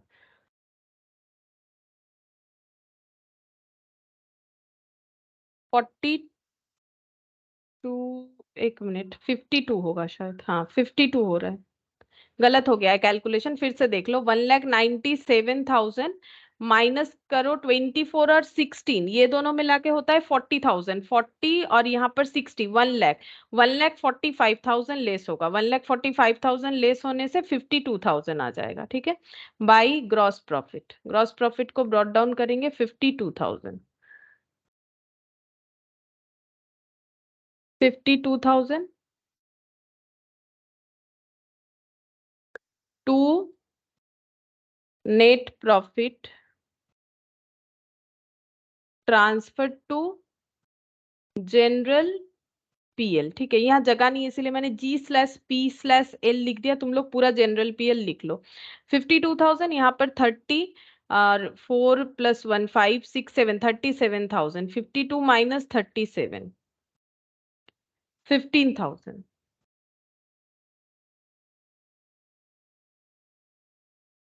15,000। अब देखो लास्ट दिन हम लोगों ने किया था सेम 15,000 आया था, यहाँ पर भी सेम 15,000 आ गया। बस एक बार कंसेप्ट अगर समझ लोगे कि हम लोग यहाँ पर ट्रेडिंग पीएल बना रहे हैं, तो हमें ट्रेडिंग पीएल का आइटम लिखना है और कुछ नहीं लिखना है। जैसे हम एक बार फिर से अगर गो थ्रू करवाए सिंपल तरीके से, देखो इम्प्रेस्ड कैश नहीं आएगा क्योंकि वो बैलेंस शीट में आएगा। सन्ड्री डेटर बैलेंस शीट का आइटम है क्योंकि ये दोनों ही करंट एसेट है, ठीक है, और ये बैलेंस शीट में आता है। और ये जो हम लोग का ओपनिंग स्टॉक है, स्टॉक भी हमारा बैलेंस शीट में आता है but closing stock, opening stock हम लोग का ट्रेडिंग में आएगा। डायरेक्ट परचेज ये भी ओपनिंग स्टॉक का है, ट्रेडिंग में आएगा। Cash sale credit cell trading में आएगा। डायरेक्ट परचेज ट्रेडिंग में आएगा। रिटर्न फ्रॉम कस्टमर लेस करेंगे net return, net purchase calculate करने के लिए, सॉरी नेट सेल कैलकुलेट करने के लिए। Good send to branch from head office, यहाँ से स्टॉक रिसीव हुआ। पेटी कैश एक्सपेंसेस के लिए 4,000 हेड ऑफिस ने दिया, तो ये हम लोग का किस में जाएगा, बैलेंस शीट में जाएगा। बैड डेप्ट पीएल में आएगा। डिस्काउंट टू कस्टमर पीएल में आएगा। रेमिटेंस जो हुआ है वो हम लोग का आना चाहिए कहीं ना कहीं। देखो वैसे भी रेमिटेंस जो हो रहा है उस वो हो रहा है ब्रांच की तरफ से कैश आउटफ्लो, ठीक है। और हम लोग इसका ऑलरेडी जो है एंट्री इसका कर चुके हैं, सेल मतलब इनकम से होगा ना, तो वो तो हम लोग दिखा चुके हैं। और वैसे भी अगर देखोगे रेमिटेंस जा रहा है तो कैश आउटफ्लो हो रहा है, करंट एसेट कम हो रहा है, तो हम लोग का ये ट्रेडिंग पीएल से रिलेटेड है भी नहीं, ठीक है। ब्रांच एक्सपेंसेस पेड दिखा दिया, जो ब्रांच का खर्चा है वो दिखाना पड़ेगा क्योंकि ब्रांच एक सेपरेट एंटिटी है, तो पूरा ब्रांच अपना किस तरीके से ग्रॉस प्रॉफिट अर्न कर रहा है, किस तरीके से नेट प्रॉफिट, पूरा दिखाना पड़ेगा। क्लोजिंग स्टॉक में हम लोगों ने परचेज दिखा दिया, स्टॉक का दिखा दिया। डेटर लिखना नहीं है बिकॉज बैलेंस शीट का आइटम है। कैश लिखना नहीं, बैलेंस शीट का आइटम है। पेटी कैश एक्सपेंसेस लिख दिया। तो यहाँ पर हमें ये कुछ आइटम का जरूरत पड़ा नहीं, क्योंकि ये हम लोग का इसीलिए नहीं पड़ा क्योंकि देखो मैंने यहाँ पर लिखा है सारे ट्रांजेक्शन आते, कुछ भी इग्नोर नहीं होता है, लेकिन बैलेंस शीट का आइटम बैलेंस शीट में लिखेंगे ना, इग्नोर नहीं होता। इसका मतलब ये तो नहीं कि कहीं भी कुछ लिख दे, ऐसा नहीं चलेगा, ठीक है। तो हम लोग फाइनल अकाउंट्स मेथड से भी जो आंसर ला सकते हैं 15,000, यहाँ से भी सेम आंसर आएगा। अब एग्जाम में हमें जैसा जो भी मेथड बोलेगा हमें उस तरीके से करके दिखाना पड़ेगा। अच्छा अब नेक्स्ट हम लोग कौन सा क्वेश्चन कर सकते हैं, ये एक क्वेश्चन तो हम लोग का हुआ, चलो थोड़ा सा ग्रिप तो आ ही गया होगा। अब हम लोग नेक्स्ट करेंगे इलास्ट्रेशन 1B हो गया। बेसिकली हम लोगों ने कौन सा क्वेश्चन किया पता है, ये वाला इलास्ट्रेशन 1B, ये वाला कर लिया। अच्छा अब नेक्स्ट हम लोग कौन सा क्वेश्चन करेंगे,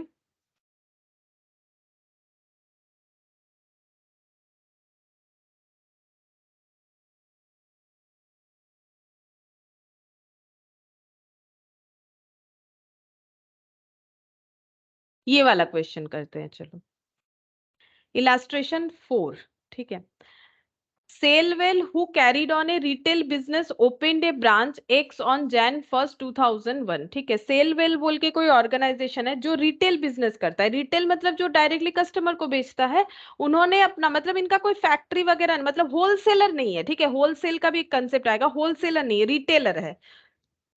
अच्छा, फिर बोल रहा है इन्होंने एक ब्रांच अकाउंट ओपन किया है, ब्रांच ओपन किया है, ब्रांच एक्स 1st Jan 2001 को, where all sales were on credit basis, जहां से वो जो भी सेल करते हैं क्रेडिट सेल करते हैं। All goods required by the branch were supplied from head office and were invoice to the branch at 10% above cost. क्या बोला है देखो, all goods required by branch, जितने भी स्टॉक ब्रांच का जरूरत होता है वो सप्लाई कौन देता है, हेड ऑफिस, और उसका इनवॉइस किस पे बनता है, 10% अबव कॉस्ट। मतलब हेड ऑफिस ब्रांच को जो स्टॉक ट्रांसफर करता है वो 100 का स्टॉक 10 रुपीज का प्रॉफिट लगा के 110 में ट्रांसफर करता है। ठीक है, अब देखो यहाँ पर ट्रांजैक्शन का टेबल बना दिया है, डिटेल्स बोल रहा है कि जैन, फेब और मार्च में क्या क्या ट्रांसफर हुआ है। Good send to branch, purchase price 40, 50, 60। बोल रहा है कि ब्रांच ने ब्रांच को जो स्टॉक भेजा गया है जैन, फेब और मार्च में टोटल करने से आ रहा है हम लोग का 1,50,000। चेक करके देखो, ये सब टोटल करने से आ रहा है 1,50,000।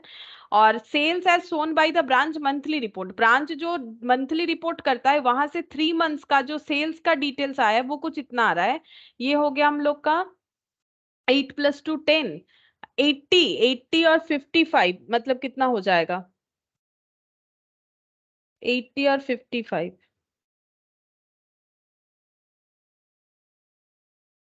135। ठीक है, तो 1,35,000 का सेल हो रहा है।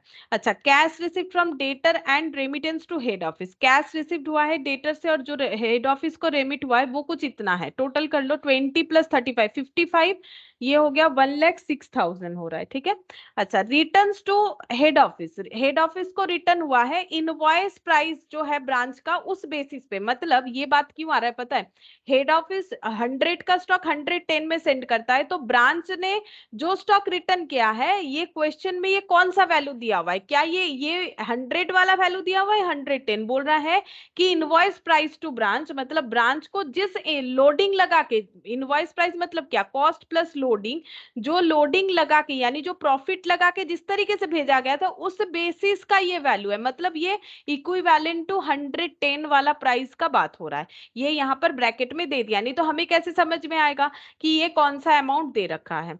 तो टोटल करने से देखो कितना आएगा, 600 और 400, 1000 और यहाँ 2000, 3000, 4200 हो रहा है। ठीक है, return the stock of goods held by branch on 31st March 2001 amounted to 53,400 at invoice price to branch. बोल रहा है कि क्लोजिंग स्टॉक जो 31st March 2001 को दिख रहा है ब्रांच के पास वो भी इनवॉइस प्राइस पे दिख रहा है। इनवॉइस प्राइस मतलब लोडिंग लगाया हुआ प्राइस पे दिख रहा है जो है 53,400। ठीक है, और क्या है देखते हैं इससे रिलेटेड बात यहाँ पर।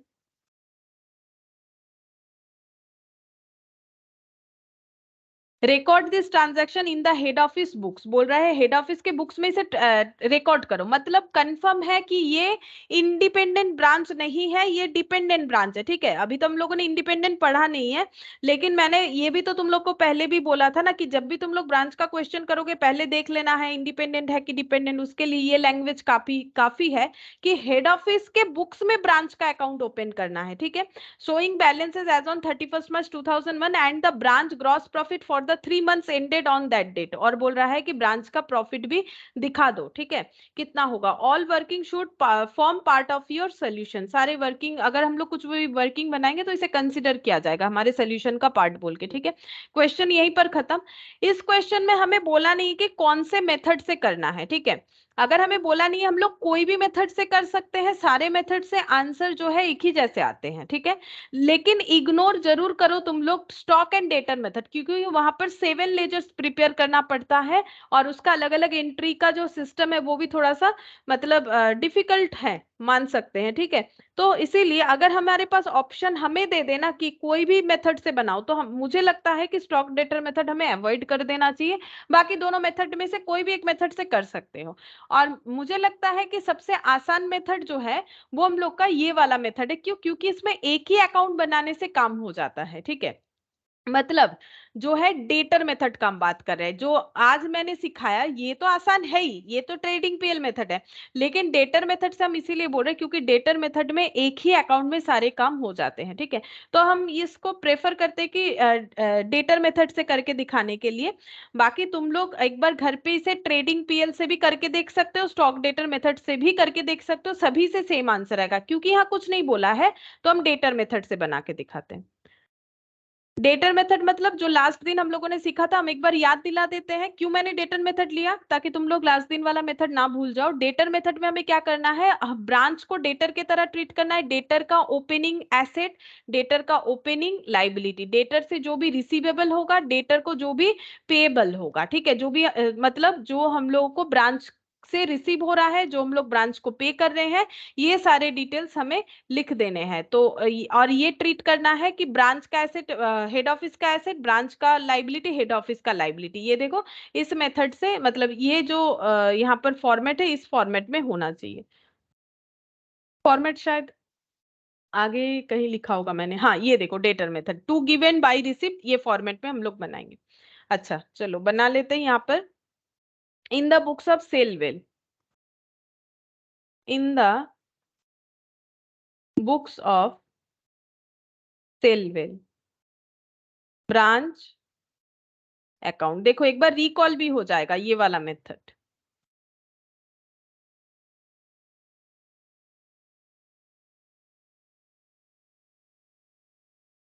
अच्छा क्या क्या लिखना पड़ता है, सबसे पहले हम लोग लिखते हैं कि कुछ ओपनिंग अगर एसेट है तो देख लेते हैं क्या दिया है। गुड सेंड टू, सबसे पहले दिया गुड सेंड टू ब्रांच। देखो ओपनिंग एसेट कुछ नहीं होगा इस क्वेश्चन में, क्यों, क्योंकि न्यू ब्रांच है। सोच के देखो, अगर ओल्ड ब्रांच होगा तब ना कुछ ओपनिंग एसेट हो सकता है। यहाँ पर बोल रहा है तो ये तो जैन में ओपन ही किया है, उसके बाद जैन फेब मार्च तक हमें प्रिपेयर करना है। क्यों, क्योंकि इनका ईयर एंड होता है 31 मार्च को। अगर कहीं पर जैन में अकाउंट ओपन हुआ है तो उस ईयर के लिए उस ब्रांच का फाइनल अकाउंट सिर्फ और सिर्फ 3 मंथ्स का ही होगा। नॉर्मल बात है ना। मेरा एक बिजनेस ऑर्गेनाइजेशन है, ठीक है, जिसका नाम है सेलवेल, और मैंने जैन 2001 में एक जो है ब्रांच ओपन किया है जिसका नाम है ब्रांच एक्स। तो इसका जो बिजनेस है वो इस डेट से स्टार्ट हो रहा है, 1 जैन। अगर 1 तारीख से स्टार्ट हुआ है, डेट नहीं दिया है, फिर भी हम अपने मन से दे रहे हैं 1 जैन। अब यहां से लेके मुझे फाइनल अकाउंट कब तक का बनाना है। मेरा जो सेलवेल ऑर्गेनाइजेशन है वो 31 मार्च तक का अकाउंट फॉलो करता है, हर बार 31 मार्च इनका ईयर एंड डेट होता है, तो हमें 31 मार्च तक बनाना है। मतलब बिजनेस जिस साल स्टार्ट हो रहा है इस ब्रांच एक्स का, उस साल इसका 3 मंथ्स का ही पहले बार फाइनल अकाउंट बनेगा। आफ्टर दैट 12 मंथ्स करके कैरी ऑन होता जाएगा। अब ये अगर न्यू बिजनेस का डेट ही अगर इतना बाद में है तो फिर 12 मंथ्स का नहीं बनेगा, 3 मंथ्स का बनेगा।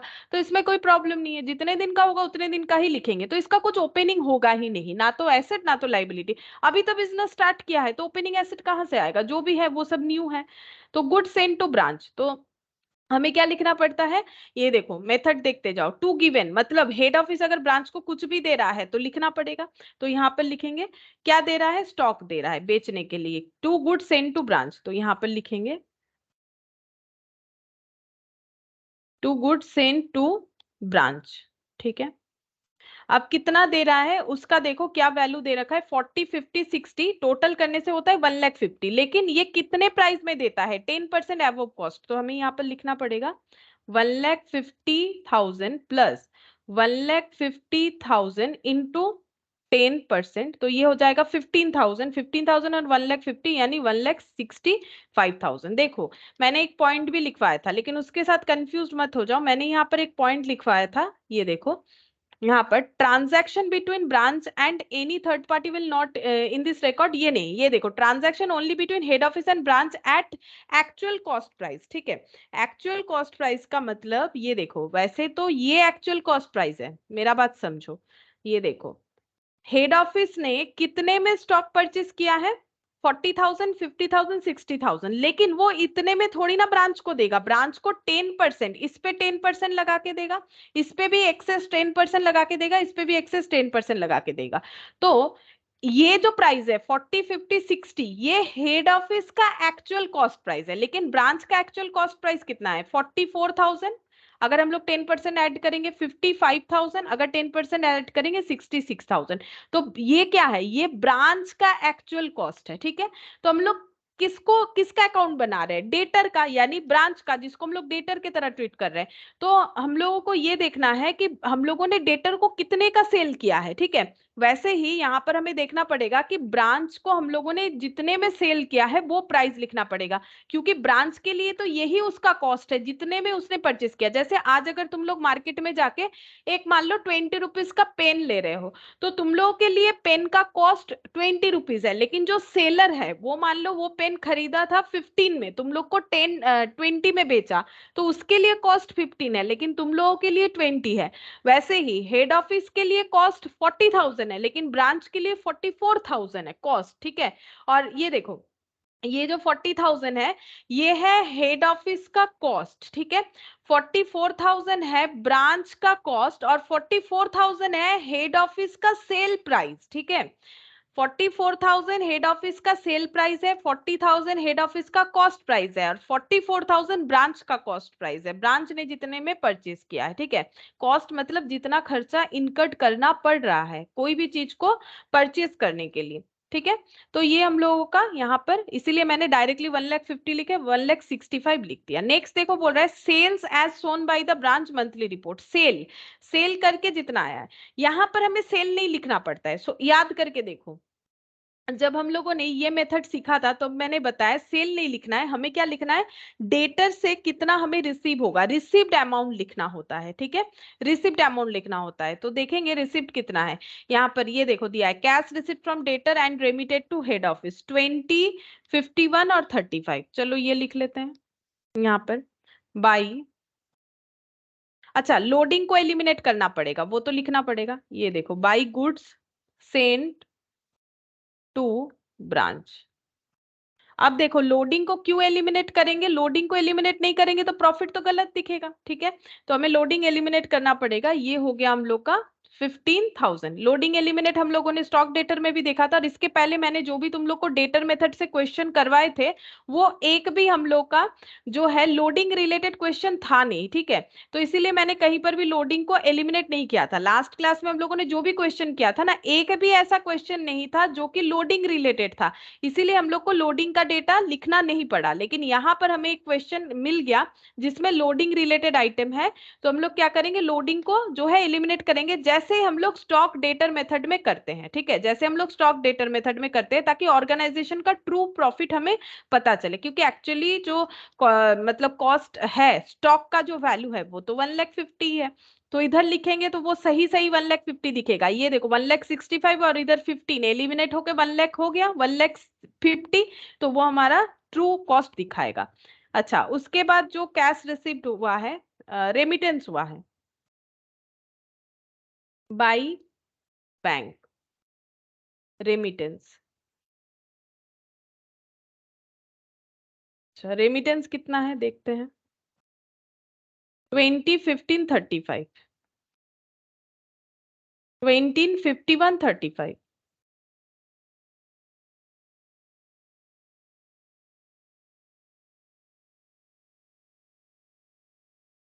तो 5 + 1 6, 1,06,000, ठीक है। तो ये देखो, ये गिवन आइटम हो गया, टू गिवन, ये हो गया बाई रिसीव्ड आइटम, ठीक है। और ये तो लोडिंग एलिमिनेट किया, इसके साथ कुछ लिंक नहीं है। अच्छा नेक्स्ट देखो, यहाँ पर बोला है रिटर्न टू हेड ऑफिस। अच्छा, तो ब्रांच ने कुछ स्टॉक हेड ऑफिस को रिटर्न भी कर दिया है, ठीक है। तो रिटर्न कर दिया है, तो परचेस करने से इधर आएगा, रिटर्न करने से नॉर्मली हम लोग परचेस से लेस करके दिखाते हैं, लेकिन यहाँ पर हम लोग क्या करेंगे, टू साइड में लिख देंगे, ठीक है। ऐसे करके लिखेंगे, बाई साइड में लिखेंगे। ये देखो जो यहाँ पर देखो क्या होता है, जब परचेज से रिटर्न, परचेज रिटर्न होता है तो हम लोग परचेज से लेस करके लिखते हैं, अगर लेस नहीं करते तो बाई साइड में लिखते हैं। तो नॉर्मली यहाँ पर हम लोग लेस करके लिखते नहीं है, बाई साइड में ही लिख देंगे, ठीक है। चाहो तो लेस करके भी लिख सकते हो कि इतना स्टॉक लिया था उसमें से रिटर्न किया। अब यहाँ पर लिखेंगे एंट्री क्या होगा, इस तरीके से, by goods sent to branch return, ठीक है। इधर लिखो या लेस करके लिखो, बात तो एक ही है। कितना रिटर्न हुआ है, ये रिटर्न जो है ये इनवॉइस प्राइस पे दिया हुआ है, ठीक है। तो इनवॉइस प्राइस पे लिख के फिर लोडिंग को एलिमिनेट कर देंगे। तो ये कितना हो गया, 1200, 600, 2400, 1200, 600, 2400, तो 3000 और ये हो गया 4200। अब इसमें से हमें लोडिंग एलिमिनेट करना पड़ेगा, तो इधर लिखेंगे to goods sent to branch, language वही रखेंगे, रिटर्न लोडिंग, ठीक है। रिटर्न पे जितना लोडिंग लगा हुआ है वो हम लोग एलिमिनेट करेंगे। कितना है 4200, ये कितने के वैल्यू को जो है प्रेजेंट कर रहा है, 110% को, ठीक है। हम लोग को क्या फाइंड आउट करना है, 10% का वैल्यू कितना है, क्योंकि 110 में 10 लोडिंग है। अगर 4200 हमें 110 का वैल्यू बता रहा है, इक्विवेलेंट टू 110 है ना, तो फिर 10 का वैल्यू कितना हो जाएगा, 10 का वैल्यू हो गया, देखते हैं ये कितना हो रहा है, 381.8, मतलब 382, ठीक है।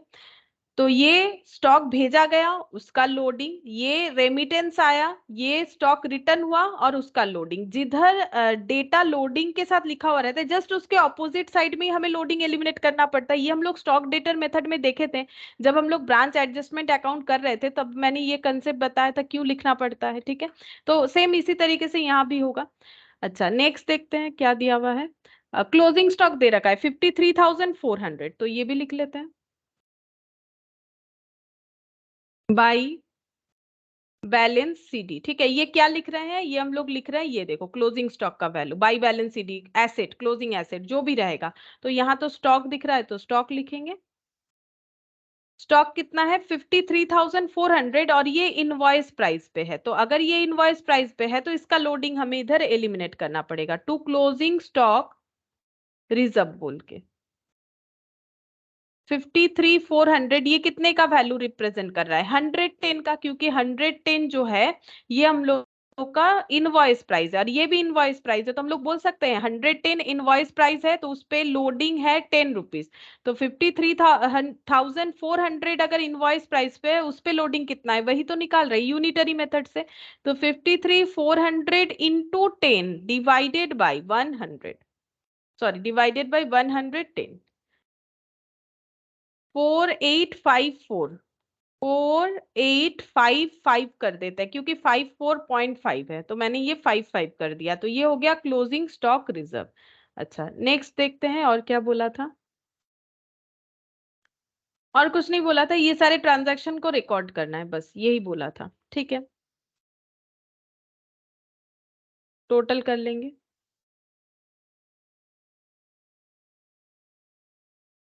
To net profit transfer to general PL. अच्छा, यहाँ पर हम लोग देखेंगे कि हम लोग का कुछ और जो है क्लोजिंग एसेट वगैरह हो सकता है कि नहीं। तो डेटर का हम लोग एक अकाउंट बना सकते हैं, इससे हमें पता चल जाएगा कि क्लोजिंग डेटर कितना होगा। क्योंकि देखो स्टॉक परचेज का तो हमें क्लोजिंग डेटा दे दिया है, ये देखो हम लोग के पास कि जो देखो कैसे पता चलेगा कि क्या हम लोग का एसेट या लाइबिलिटी हो सकता है। ओपनिंग में जिस तरीके का एसेट रहेगा, क्लोजिंग में उस तरीके का एसेट अगर बचा हुआ है तो हो सकता है। बट इस क्वेश्चन में ओपनिंग कुछ नहीं था, क्लोजिंग में हमारे पास एसेट आया। अब देखो हम लोगों ने क्या किया है, स्टॉक लिया, स्टॉक सेल किया और क्लोजिंग स्टॉक दिखाए, बस और कुछ नहीं हुआ है। तो इसका मतलब डेटर भी हो सकता है, अगर हम लोगों ने स्टॉक लिया है सेल किया है तो हम लोग का डेटर भी कुछ बन सकता है ना। तो हमें ये देखना पड़ेगा कि हम लोग का कुछ क्लोजिंग डेटर अपीयर हो रहा है कि नहीं। अगर होगा तो हम लोग को यहाँ पर दिखाना पड़ेगा, ठीक है। तो क्लोजिंग डेटर है कि नहीं उसके लिए बनाएंगे एक छोटा सा वर्किंग नोट डेटर पे, और अगर कुछ क्लोजिंग डेटर निकल के आएगा तो उसको वहां पर लिख देंगे। ये बना लिया मैंने वर्किंग नोट नंबर 1। अच्छा, डेटर के अलावा और कुछ क्यों नहीं बनाया, क्योंकि कुछ और डेटा है ही नहीं, ठीक है, और कुछ भी हमारे पास इंफॉर्मेशन है नहीं डेटर के अलावा। कैसे पता चला, ये देखो यहाँ पर जो भी दिया हुआ है स्टॉक सेल, स्टॉक परचेज, तो स्टॉक सेल किसको कर रहे हैं, डेटर को, ठीक है। तो यहाँ पर देखो डेटर से कैश रिसिप्ट हुआ है इतना, बाई कैश लिख देंगे। डेटर से कैश मिलने से एंट्री होता है कैश टू डेटर, तो बाई कैश ये वाला 1,06,000 ये रेमिटेंस मिला था, जो कि हेड ऑफिस को ट्रांसफर कर दिया गया है। अच्छा, डेटर का मतलब सबसे पहले डेटर में हमें लिखना पड़ता है डेटर टू सेल्स, यानी क्रेडिट सेल का लिखना पड़ता है। देखते हैं क्रेडिट सेल कितने का है। यहाँ पर return to head office credit sale कितना होगा देखना पड़ेगा। उसके बाद हम लोग का बैलेंस आएगा। अच्छा, कुछ नहीं बोलने से देखो, यहाँ पर कैश क्रेडिट सेल कुछ नहीं बोला है। अगर कुछ नहीं बोलेगा कैश सेल है कि क्रेडिट सेल है, तो हम लोग ये मानेंगे कि पूरा का पूरा ही क्रेडिट सेल है। और वैसे भी अगर तुम लोग देखोगे क्वेश्चन में पहले ही बोल दिया था all sales were on credit basis. ये देखो कंफ्यूजन है ही नहीं, हमें बोल दिया था सारे के सारे सेल्स क्रेडिट बेसिस पे होंगे, यानी जितना भी सेल हुआ है वो पूरा का पूरा हम लोग का क्रेडिट सेल है। ये देखो sale shown by branch monthly report, branch ने ये रिपोर्ट जनरेट किया है कि इतना 3 मंथ्स में सेल हुआ है and all sales are on credit basis, तो डेटर टू सेल बोल के ये पूरा वैल्यू आ जाएगा। कितना कितना है 38,000 प्लस 42 और 55,000,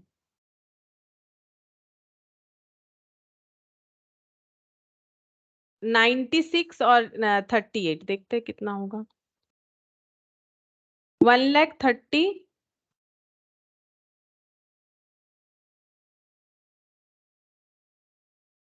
1,35,000, ठीक है। 1,35,000 का क्रेडिट सेल हुआ, उसके अगेंस्ट में कैश रिसीव हुआ है 106, यानी 29,000 क्लोजिंग डेटर हो जाएगा बाई बैलेंस सीडी बोल के, ठीक है।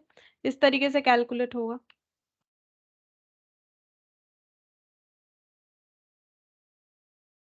तो ये हम लोग यहाँ पर डेटर का क्लोजिंग बैलेंस लिख लेंगे 29,000। वर्किंग नोट नंबर 1, हम लोग जब भी डेटर मेथड करेंगे हमें इस बात का ध्यान रखना चाहिए कि क्लोजिंग एसेट हम लोग का क्या क्या जनरेट हो रहा है, ओपनिंग एसेट या ओपनिंग लाइबिलिटी, क्लोजिंग लाइबिलिटी। इस क्वेश्चन में ओपनिंग का तो कंसेप्ट था ही नहीं, सिर्फ क्लोजिंग हमें देखना था। और क्लोजिंग लाइबिलिटी वगैरह कुछ भी नहीं दिया, क्योंकि यहाँ simple stock transfer, stock return, stock sale, closing stock, बस और कुछ नहीं दिया है यहाँ पर। बन गया। अब हम लोग इसका टोटल करेंगे, देखेंगे कितना आता है। 15,000 plus 1,06,000 plus 4,200 plus 53,400 plus 29,000, 2,07,600 minus 4,855, 3,82, 1,65,000, 37,363।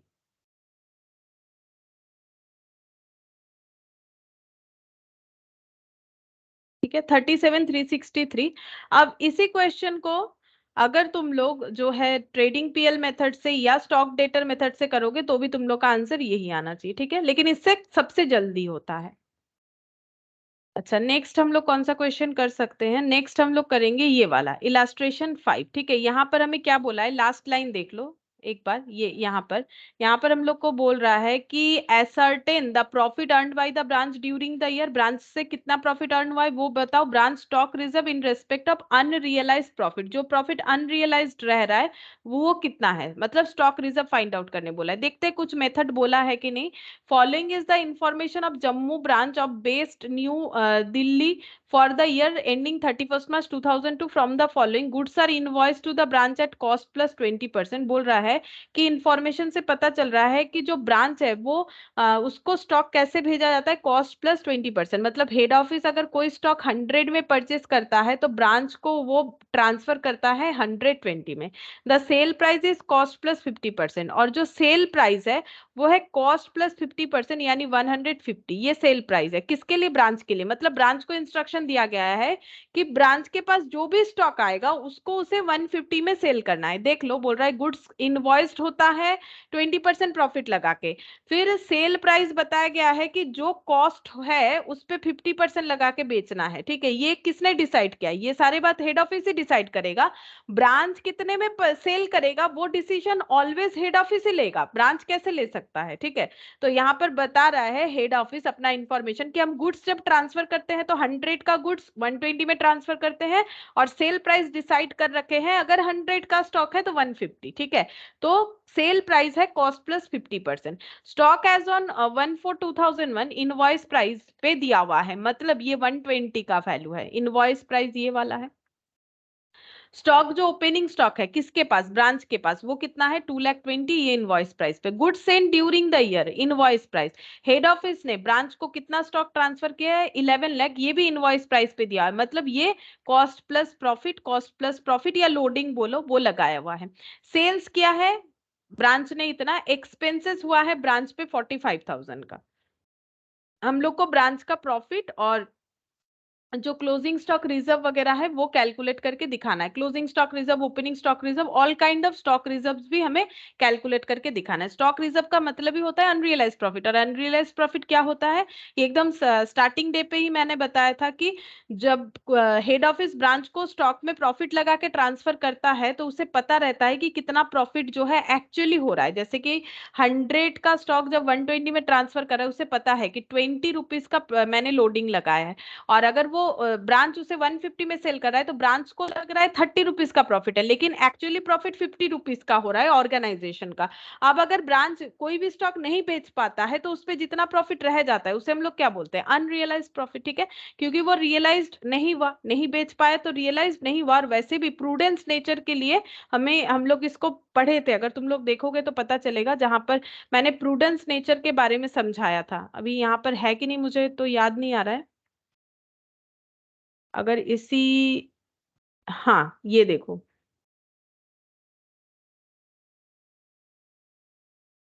यहाँ पर शायद मैंने बताया था। ये देखो, प्रूडेंस कंसेप्ट, प्रॉफिट रिकॉग्नाइज तभी कर सकते हैं जब ये रियलाइज्ड होगा। अगर रियलाइज नहीं होता है, ठीक है, अगर रियलाइज नहीं होता है तो हम लोग इसे जो है एलिमिनेट करके दिखाते हैं। ठीक है, तो इसको हम लोग पीएल में तभी क्रेडिट करेंगे अगर ये रियलाइज्ड होगा। अनरियलाइज प्रॉफिट कब कब होता है ये सारे डिटेल्स मैंने बता रखे। ठीक है, अब हम एक बार तुम लोग को गो थ्रू करना है अगर भूल जा रहे हो, क्योंकि चैप्टर बड़ा है। देखो, अगर गो थ्रू नहीं करोगे तो प्रॉब्लम होगा बाद में। अच्छा, अब यहाँ पर हम लोग देखते हैं ये वाले क्वेश्चन को सॉल्व करके। Illustration 5, in the books of Jammu branch. अच्छा, इसको हम ट्रेडिंग पेल मेथड से करके दिखाते हैं। अगेन देखो, यहाँ पर कोई मेथड हमें बोला नहीं है। ठीक है, कोई भी मेथड से कर सकते हो, हम इसको ट्रेडिंग पेल मेथड पे करके दिखाते हैं, क्योंकि आज हम लोगों ने वो मेथड सीखा है तो मुझे लगता है उससे और एक क्वेश्चन हमें कर लेना चाहिए। तो इस क्वेश्चन को हम ट्रेडिंग पेल मेथड में करते हैं। तुम लोग किसी और मेथड से करके घर पे ट्राई करना, सेम आंसर आना चाहिए। ठीक है, तो ये तुम लोग का प्रैक्टिस भी हो जाएगा अननोन क्वेश्चन पे। Trading and PL account for the year ended 31st March 2002। वैसे तो हम सारा करवा देते हैं ना, तो तुम लोग को पता चल जाता है कि कौन सा आंसर क्या हो रहा है। तो ये क्या होगा, एक तो तुम लोग के पास आंसर रहेगा, क्योंकि ट्रेडिंग पीएल से जो आंसर आ रहा है वही होना चाहिए। ठीक है, क्वेश्चन भी तुम लोग को पता रहता है कि क्या होगा। अगर इसी को तुम लोग आज ही प्रैक्टिस कर लोगे बाकी दो मेथड से, तो तुम लोग के लिए काफी आसान हो जाएगा। अब देखो, goods are invoice to branch. तो ट्रेडिंग पीएल मेथड में क्या होता है, हम लोग ब्रांच को जो है एक सेपरेट लीगल एंटिटी के तरह ट्रीट करते हैं। ठीक है, तो यहाँ पर क्या लिखेंगे, ओपनिंग स्टॉक अगर होगा तो ओपनिंग स्टॉक लिखेंगे। ये देखो, ओपनिंग स्टॉक है 2,20,000, तो यहाँ पर लिखेंगे ओपनिंग स्टॉक। अच्छा, अब हमें कौन से वैल्यू में लिखना चाहिए, ऑब्वियसली जो ब्रांच के लिए कॉस्ट है वही लिखेंगे। तो ब्रांच के लिए तो हेड ऑफिस का इनवॉइस प्राइस ही उसका कॉस्ट है, क्योंकि वो 2,20,000 से ही परचेस करता है। अगर ये अपने आप को सेपरेट लीगल एंटिटी मानता है तो इसमें कितना प्रॉफिट लगा है उससे कोई मतलब नहीं। अगर हम लोग मार्केट में पेन परचेस करने जाते हैं तो क्या हमें इससे फर्क पड़ना चाहिए उन्होंने कितना प्रॉफिट लगाया, क्या किया, नहीं किया? नहीं, हमारे लिए वही कॉस्ट होगा जितने से हमें परचेस करना पड़ेगा। तो 2,20,000 ये इसका कॉस्ट हो गया। अच्छा, और अगर कुछ परचेज है, ये देखो दिया हुआ है गुड्स सेंट, तो ये हो जाएगा to goods received from head office. Received from head office, जैसे हम लोग ओपनिंग स्टॉक परचेज लिखते हैं जस्ट लाइक दैट, वैसे ही हो जाएगा 11 लाख। ये भी हमें इनवॉइस प्राइस में ही दिया हुआ है। तो हम लोग का कॉस्ट क्या है, हम लोग कौन है, जम्मू ब्रांच। जम्मू ब्रांच के लिए उसका कॉस्ट क्या है, हेड ऑफिस का इनवॉइस प्राइस वही लिख रहे हैं।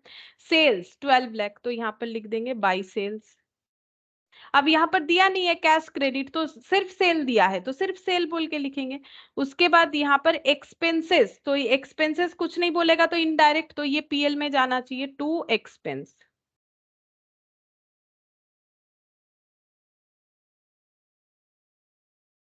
एट ब्रांच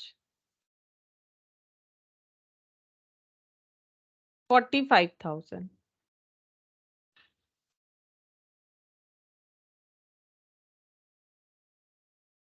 अच्छा,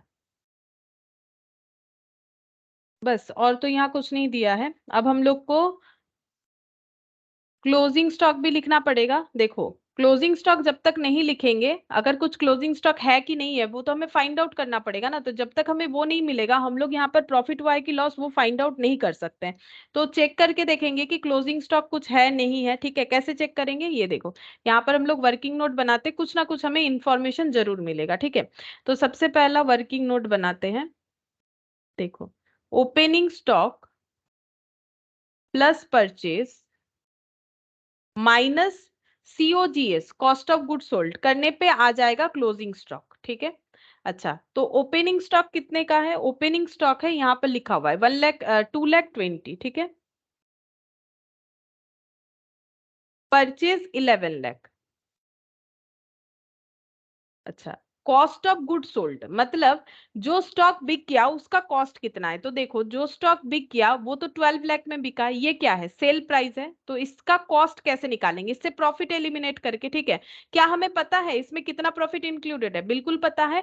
ये हम लोग कितने में सेल करते हैं, कोई भी स्टॉक ब्रांच सेल करता है 100 का स्टॉक 150 में, क्योंकि ये इंस्ट्रक्शन दिया हुआ है हेड ऑफिस के तरफ से ब्रांच को कि सेल प्राइस रखना है कॉस्ट प्लस 50%, यानी कि 150। सीधा सीधा उनको बता दिया 150% पे सेल करना है, 150 इक्विवेलेंट करके, यानी 12 लाख 150 से इक्विवेलेंट है। ठीक है, और हम लोग को कैलकुलेट करना है कि इसका ब्रांच का कॉस्ट कितना था। तो ब्रांच का कॉस्ट है 120, तो हम लोग को मिल जाएगा क्लोजिंग स्टॉक। देखो, अगर बात नहीं समझ में आया फिर से यहाँ पर करके दिखाते हैं, यहाँ पर और एक वर्किंग नोट करके दिखाते हैं। देखो, यहाँ पर लिखते हैं कि कॉस्ट प्राइस है 100 अगर, तो इनवॉइस प्राइस है, इनवॉइस प्राइस मतलब जिस प्राइस में हेड ऑफिस ट्रांसफर कर रहा है स्टॉक को ब्रांच में, 100 प्लस 100 इंटू 20%, हम डिटेल्स में लिख दे रहे हैं, ये हो गया 120।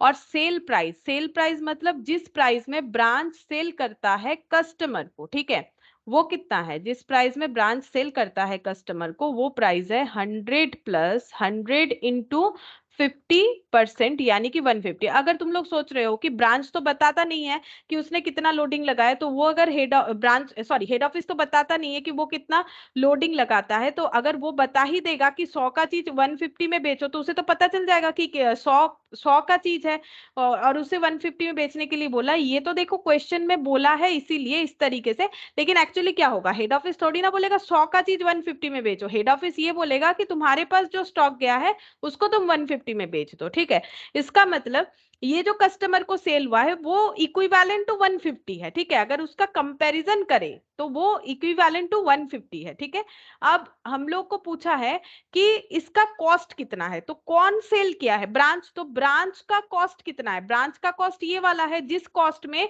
जिस प्राइस में हेड ऑफिस ब्रांच को सेंड कर रहा है वो कितना है, 120। ठीक है, इसीलिए हम लोग को यहाँ पर क्या करना पड़ेगा, यहाँ 120 से मल्टीप्लाई करना पड़ेगा। ठीक है, तो मैंने यहाँ पर 120 से मल्टीप्लाई किया, यहाँ 100 नहीं होगा, 100 मल्टीप्लाई करेंगे तो हेड ऑफिस का कॉस्ट पता चल जाएगा। ठीक है, ये कॉस्ट प्राइस क्या है, फॉर हेड ऑफिस। ठीक है, ये इनवॉइस प्राइस जो है ये है कॉस्ट प्राइस फॉर ब्रांच। ठीक है, तो इस तरीके से कैलकुलेट करेंगे तो क्लोजिंग स्टॉक पता चलेगा। तो देखते हैं कितना होता है।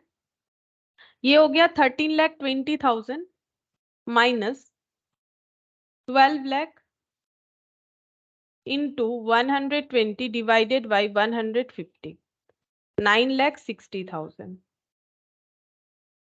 closing stock।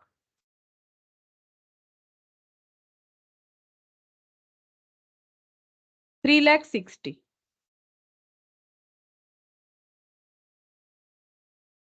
ये कैलकुलेट कर लिया हम लोगों ने कि ब्रांच का जो क्लोजिंग स्टॉक है वो है 3,60,000। यहां पर लिखेंगे बाई क्लोजिंग स्टॉक। ओ, ये तो पीएल का हो गया, मुझे थोड़ा सा ऊपर लिखना चाहिए।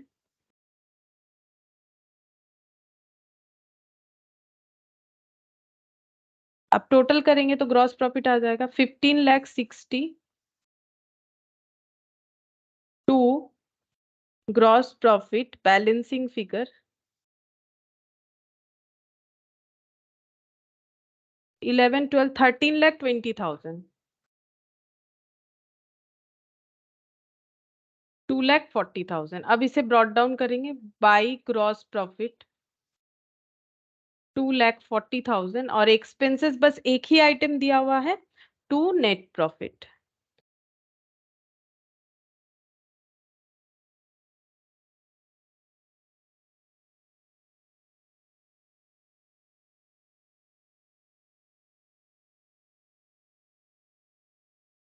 एक बार देख लेते कितना होगा, 2,40,000 माइनस 45, 1,95,000। ठीक है, मैंने ठीक ही कैलकुलेशन किया है, 1,95,000।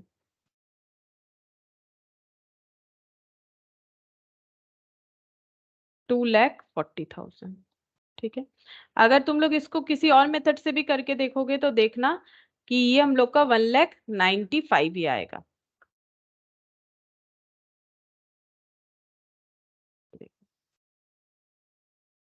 तो सिंपल हम लोगों ने क्या किया, ओपनिंग स्टॉक लिख लिया, जो भी डिटेल्स दिया हुआ था। जैसे देखो ओपनिंग स्टॉक दिया हुआ था गुड सेंट मतलब परचेज, ये गुड सेंट जो है ये ब्रांच के लिए उसका परचेज है, ब्रांच का सेल, ब्रांच का एक्सपेंस, ये पीएल में जाएगा, बाकी सब ये ट्रेडिंग का आइटम। और यहाँ हम लोग को इन्फॉर्मेशन दिया गया था कि हेड ऑफिस ब्रांच को किस तरीके से स्टॉक ट्रांसफर करता है, कितने में सेल करने का इंस्ट्रक्शन दिया है। उससे जो क्लोजिंग स्टॉक मिसिंग था, जिस वजह से ट्रेडिंग कंप्लीट नहीं कर पा रहे थे, वो हम लोगों ने कंप्लीट कर लिया। ठीक है, तो ट्रेडिंग कैसे निकालना है, तो देखो हम लोग जो फाइनल अकाउंट सीखे हैं, ये तो मेथड है ही फाइनल अकाउंट्स, लेकिन वहां पर तुम लोग डिटेल्स में सीखते हैं ना। अब यहाँ पर तो हम लोग अगर यहाँ सीखना स्टार्ट करें कि कैसे क्लोजिंग स्टॉक निकाला जाता है, तो ये हम लोग के लिए काफी डिफिकल्ट हो जाएगा, वैसे ही बड़ा चैप्टर, इसीलिए मैंने पहले ही फाइनल अकाउंट्स करवा दिया है, ताकि तुम लोग ये सब कंसेप्ट समझ जाओ कि क्लोजिंग स्टॉक को ऐसे करके क्यों निकालते हैं। इसका मैंने पूरा अलग से पूरा लिख के दिखाया है। ठीक है, जब हम लोग इंट्रो पढ़ रहे थे फाइनल अकाउंट्स का कि क्लोजिंग स्टॉक का ये फॉर्मूला क्यों होता है, क्योंकि मेरे पास जितना स्टॉक अवेलेबल था सेल करने के लिए और जितना मैंने सेल कर दिया, उसके बाद मेरे पास जो पड़ा हुआ है वो क्लोजिंग स्टॉक है। लेकिन ये सारे ही मुझे कॉस्ट में लिखना है, एक कॉस्ट में लिखेंगे एक सेल वैल्यू में लिखेंगे थोड़ी ना होगा। मुझे ये देखना है कि मेरे पास जो क्लोजिंग स्टॉक पड़ा हुआ है वो हमेशा कॉस्ट में दिखाया जाता है, तो कितना होगा। तो ये कॉस्ट, ये भी कॉस्ट, अगर हम यहाँ पर सेल वैल्यू लिख देते 12 लाख, तो मेरा तो आंसर गलत आ जाता ना, क्योंकि मुझे तो क्लोजिंग स्टॉक जो है कॉस्ट में निकालना है। अगर ये दोनों कॉस्ट में, ये भी कॉस्ट में होना चाहिए। जैसे किलो से किलो ही माइनस होता है, किलो माइनस सेकंड तो नहीं होगा, किलो माइनस लीटर भी नहीं होगा, या तो दोनों आइटम को किलो में ट्रांसफर करो, यूनिट एक जैसा होना चाहिए। तो अगर ये मेरा कॉस्ट प्राइस है, ये कॉस्ट प्राइस है, तो ये प्रॉफिट लगा हुआ प्राइस कैसे हो सकता है। तो प्रॉफिट को एलिमिनेट करके ही हम लोग कर सकते हैं, और उसको एलिमिनेट करने के लिए हम लोगों ने इस तरीके से किया। अच्छा, अब इस क्वेश्चन में और एक हमें आंसर निकालने के लिए बोला था कि स्टॉक रिजर्व भी बता दो, तो यहाँ पर स्टॉक रिजर्व भी बता देते, यहाँ कर लेते हैं .2 बोल के, stock reserve in respect of unrealised profit. तो स्टॉक रिजर्व किस में है, क्लोजिंग स्टॉक में। ठीक है, क्लोजिंग स्टॉक में स्टॉक रिजर्व है, तो कितना हो जाएगा 3,60,000 डिवाइडेड बाई, ये कितने का वैल्यूएशन है, ये 120 का है, क्योंकि ये ब्रांच के पास पड़ा हुआ उसका स्टॉक है जिसका वैल्यूएशन जो है 120 पे है। इस पे कितना लोडिंग लगा हुआ है 20%, तो इस पे अगर हम लोग 20 मल्टीप्लाई करेंगे, ये 120 का वैल्यू है, तो 20 कितना होगा, तो इससे हमें अमाउंट ऑफ लोडिंग पता चल जाएगा। तो ये हो जाएगा 60,000 आ रहा है। ठीक है, तो ये हम लोग का अनरियलाइज प्रॉफिट हो जाएगा, जो स्टॉक बिका नहीं, जिसमें क्या लगा हुआ था प्रॉफिट। ये देखो टोटल इतना स्टॉक था, दोनों स्टॉक में ही हम लोग का प्रॉफिट है, ये भी हम लोग का कॉस्ट प्लस लोडिंग वाला आइटम है। ठीक है, और ये तो हम लोग का सेल प्राइस है, तो इसमें से इतना सेल हो गया, तो जो बच गया वही उसी उसी में जो है अनरियलाइज प्रॉफिट इंक्लूडेड है, इसमें प्रॉफिट इंक्लूडेड है।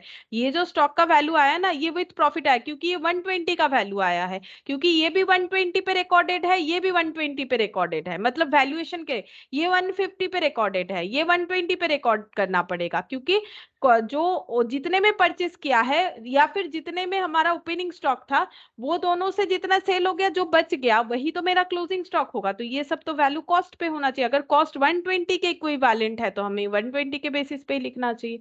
तो यहाँ पर जितना जो है 20 रुपीज का, मतलब 20% का जो मतलब लोडिंग इंक्लूडेड है, वो हमें क्या डिडक्ट करना पड़ेगा। तो हम लोग को पूछा है कि बताओ कितना अनरियलाइज प्रॉफिट है, तो 60,000 इसी में अनरियलाइज प्रॉफिट है, और तो किसमें है नहीं।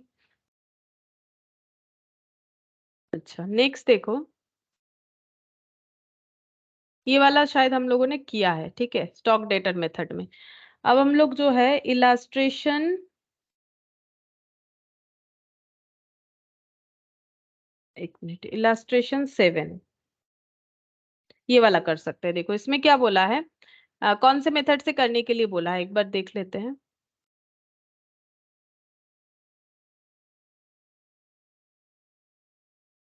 अच्छा ये काफी बड़ा है शायद क्वेश्चन।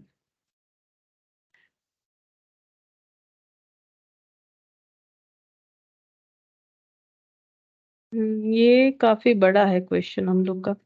अच्छा हम लोग एक काम करते हैं, इलास्ट्रेशन 5 तो अभी मैंने करवाया।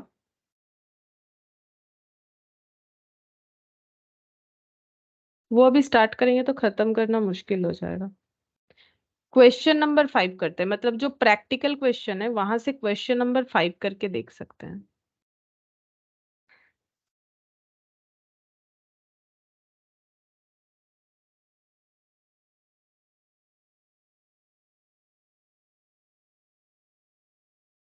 ये वाला क्वेश्चन यहाँ पर बोला है, देखो widespread invoices goods to its branch at cost plus 20%, the branch sell goods for cash as well as credit, cash credit दोनों में ही सेल करता है। एक बार देख लेते हैं कौन से मेथड से। प्रिपेयर ब्रांच अकाउंट बोला है, मतलब डेटर मेथड से बोला है। तो हम एक काम करते हैं, जो है देखो मेथड तो हम लोगों ने सारा सीख ही लिया है। अब हम इसमें जो है लिख लेते हैं फॉर्मेट को, उसके साथ साथ क्वेश्चन को रीड करते हुए यहाँ पुट करते जाएंगे, ठीक है। तो क्वेश्चन नंबर 5 कर रहे हैं हम लोग, यहाँ पर लिखेंगे ब्रांच अकाउंट, क्योंकि हमें ब्रांच अकाउंट बनाने के लिए बोला है, ठीक है। इन द बुक्स ऑफ ये सब हम नहीं लिख रहे हैं और डायरेक्टली करवा दे रहे हैं। तो यहाँ पर देखो हमें क्या लिखना पड़ेगा, टू ओपनिंग स्टॉक अगर कुछ रहेगा तो टू बैलेंस बीडी लिखना पड़ेगा, और क्लोजिंग होगा तो बाई बैलेंस सीडी लिखना पड़ेगा। यहाँ पर लिख लेते हैं बाई बैलेंस सीडी, और कुछ ओपनिंग लाइबिलिटी होगा तो वो लिखना पड़ेगा, और कुछ अगर क्लोजिंग लाइबिलिटी होगा तो वो लिखना पड़ेगा।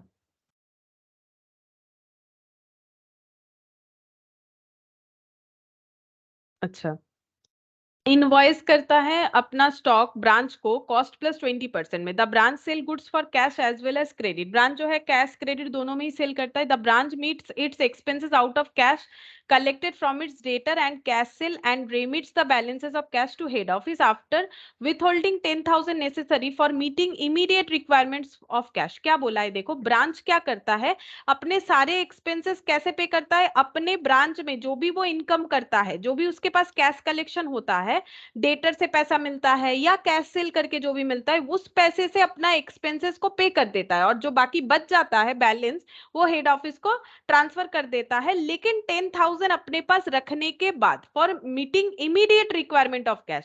सिंपल सा बात है, ब्रांच को क्या इंस्ट्रक्शन दिया गया है, तुम्हारे पास जो भी इनकम होगा तुम उससे अपना एक्सपेंस पे करना, और 10,000 रुपीज हमेशा अपने पास रख लेना, ठीक है। जो अगर इमीडिएट कुछ भी रिक्वायरमेंट हो ताकि तुम उसको यूज कर पाओ तो हमेशा 10,000 रख लेना, उसके बाद जो रहेगा मुझे रेमिट कर देना। On 31st March 2001 the asset at the branch were as follows. 31st March 2001 का एसेट हमें यहाँ पर दिखाया गया है ब्रांच का, cash in hand, trade data, stock at invoice price, furniture and fittings. तो ये सब हम लोग का क्या हो जाएगा, ओपनिंग एसेट हो गया, ठीक है। तो ओपनिंग में लिखना पड़ेगा, ये देखो हमें 31st March 2002 का ब्रांच अकाउंट बनाना है, 31st March 2002 का, ठीक है। तो ओपनिंग अगर हम लोग का कुछ भी एसेट है तो वो हमें लिखना पड़ेगा, ब्रांच का एसेट हम लोग का एसेट तो cash, debtor, stock, furniture, fittings. तो यहाँ पर लिखते हैं cash, debtor, stock, furniture and fittings, मैंने ऐसे शॉर्ट में लिख दिया, और स्टॉक जो है वो इनवॉइस प्राइस पे दिया हुआ है। तो 1000 में है, हम लोग इन 1000 में करेंगे। यहाँ पर हम लोग अमाउंट कॉलम में लिख लेते हैं कि हम लोग जो भी डेटा लिख रहे हैं वो इन 1000 में है। 10,384 मतलब एक्चुअली 10,000 है, 384,000 है, 1080 है, स्टॉक देख लो इनवॉइस प्राइस में, और ये 500 है, ठीक है। तो ये इन्फॉर्मेशन लिख लिया। उसके बाद देखो क्या बोला है, during the accounting year 31 March 2002 the invoice price of goods dispatched by the head office to branch amounted to 1 crore 32 lakh. बोल रहे जितना स्टॉक भेजा गया है वो 1 करोड़ 32 लाख का है, यानी to goods sent to branch. अब हम लोग को लिखना है इन थाउजेंड में, तो 1 करोड़ मतलब 1 के बाद 7 जीरो और 32 लाख, तो 32 लाख, 32 लाख हो गया। तो ये कितना हो जाएगा 132। अब इसको डिवाइड करना है 1000 से, तो 3 3 जीरो कैंसिल आउट, तो ये हो जाएगा 13,200 लिखना पड़ेगा, ठीक है। इन थाउजेंड में अगर मुझे 1 करोड़ 32 लाख को ट्रांसफर करना है तो कितना हो जाएगा 13,200, ठीक है। कैसे किया, सिंपल सा तरीका है, इन थाउजेंड में मतलब डिवाइडेड बाई थाउजेंड करना होता है। 1 करोड़ मतलब 1 के बाद 7 जीरो, 32 लाख मतलब 32 के बाद 5 जीरो, टोटल करने से 1 करोड़ 32 लाख, यानी 132 और उसके बाद 5 जीरो डिवाइडेड बाई 1000 कर दो तो आ रहा है 13,200। मतलब ये हो गया बेसिकली 13,200,000, यानी कि 1 करोड़ 32 लाख, ठीक है। तो ये ट्रांसफर कर लेना पड़ेगा अगर हमें क्वेश्चन ऐसे बना रहे हैं, ठीक है। और अगर तुम लोग पूरा इसको जो है 1000 में लिख लोगे तो भी होगा, लेकिन किसी भी एक तरीके से करना है। हम ये कहना चाह रहे हैं अगर 10 लिखने की जगह 10,000 लिख लोगे तो भी चलेगा, तो किसी एक तरीके से करना पड़ेगा, तब ये ट्रांसफॉर्मेशन का जरूरत नहीं हुआ, तब इसे 1 करोड़ 32 लाख लिखने से ही होगा, लेकिन डेटा काफी बड़ा हो जाएगा, इसीलिए हम लोग ऐसे लिखेंगे। अच्छा, उसके बाद यहाँ पर दिया है out of the goods received by it the branch sent back to head office invoice 72,000। बोल रहे हैं 72,000 का स्टॉक जो है वो रिटर्न कर दिया है, ठीक है। तो रिटर्न करने से लिखेंगे by goods sent to branch return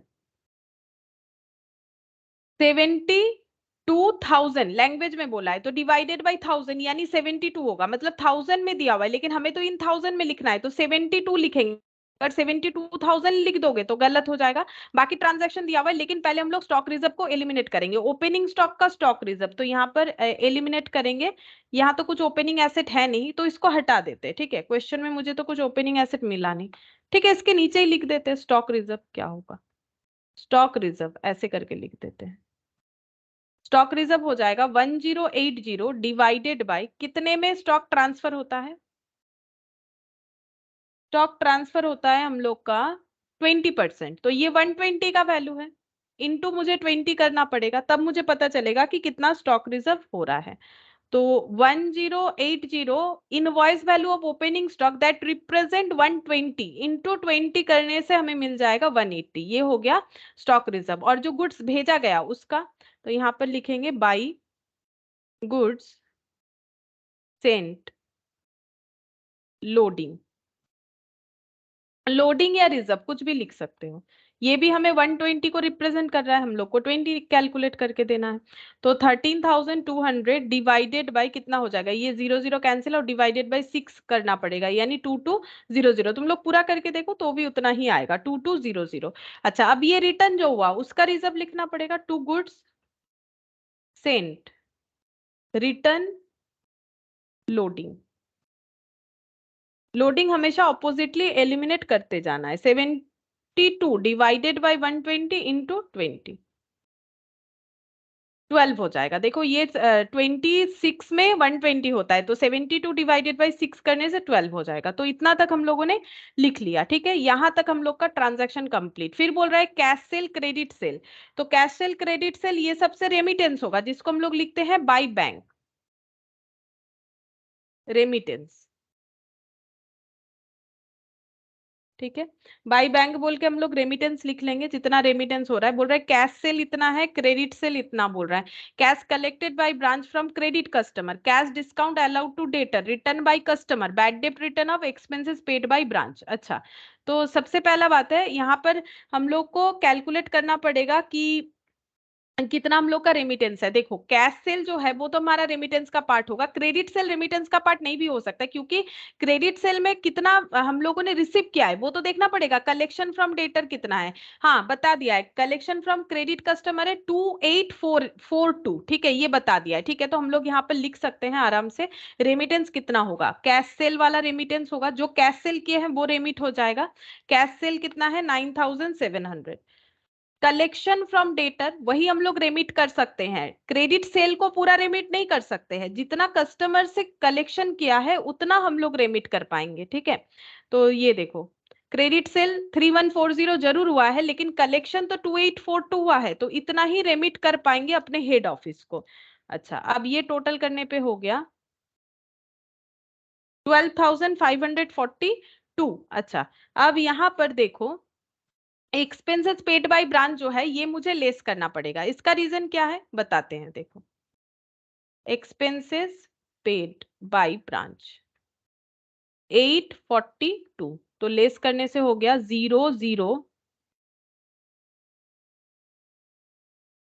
125 -8, तो ये हो गया 117। ठीक है, इसका रीजन क्या है, क्वेश्चन में ही बोला हुआ था कि ब्रांच जब अपना कलेक्शन आता है उससे अपना एक्सपेंस पे करता है, 10,000 अपने पास रखता है, फिर जाके वो हेड ऑफिस को पे करता है। ठीक है, मतलब रेमिट करता है। इसीलिए मैंने क्या किया, यहां से एक्सपेंसेस पेड को लेस करके दिखा दिया कि एक्सपेंस पे किया है तो अपने कलेक्टेड अमाउंट से ही किया होगा, इसीलिए। ठीक है, अच्छा अब इसके बाद cash discount allowed to debtor, तो ये तो हम लोग का जो है यहाँ पर नहीं आएगा, क्योंकि हम लोग बना रहे हैं डेटर मेथड से, और डेटर मेथड में क्या होता है, सिर्फ और सिर्फ हेड ऑफिस और ब्रांच से रिलेटेड ट्रांजैक्शन आता है, ब्रांच और थर्ड पार्टी के बीच का ट्रांजैक्शन नहीं आता है। तो डेटर से जो भी रिलेशन, जो भी ट्रांजैक्शन हुआ है, रिटर्न फ्रॉम बाय कस्टमर जो हुआ है, बैड डेप्ट हुआ है, ये सब हम लोग का जो है ब्रांच और उसके डेटर के बीच का जो है ट्रांजैक्शन है, तो ये यहाँ पर नहीं आएगा।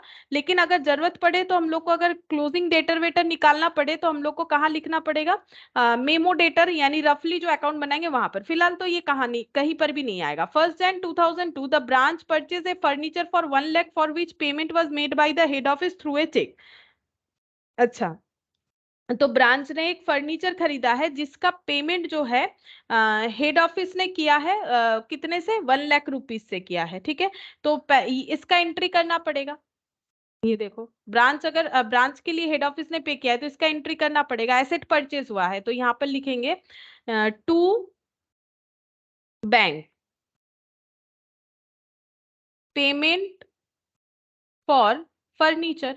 अगर ब्रांच और हेड ऑफिस के बीच में कोई भी ट्रांजैक्शन होगा तो हमें लिखना पड़ेगा कितना है, ये देखो 10,000, सॉरी फर्नीचर का कितना है, 1 लाख का है। ठीक है, 1 लाख डिवाइडेड बाई 1000 करना पड़ेगा, तो 100 हो जाएगा। 100 और ये 3 जीरो लगाने से 1 लाख होता है, तो हम लोग को 100 लिखना पड़ेगा। ये फर्नीचर पेमेंट का एंट्री हो गया। अच्छा, इसके बाद देखो on 31st March 2002 branch expenses amounting to 6,000 were outstanding and cash in hand was again 10,000। अच्छा, क्लोजिंग कैश बैलेंस 10,000 है, तो यहाँ पर लिखेंगे कैश 10,000 यानी 10 हो जाएगा। ठीक है, अच्छा यहाँ पर बोला है कि 6,000 जो है आउटस्टैंडिंग है, एक्सपेंसेस यानी लाइबिलिटी है, तो यहाँ पर लिखेंगे आउटस्टैंडिंग एक्सपेंसेस बोल के क्लोजिंग लाइबिलिटी। 6,000 है तो 6 लिखना पड़ेगा। 6,000 डिवाइडेड बाई 1,000 करेंगे 6 आ जाएगा। 10,000 डिवाइडेड बाई 1,000 करेंगे 10 आ जाएगा। कैश लिख लिया मैंने।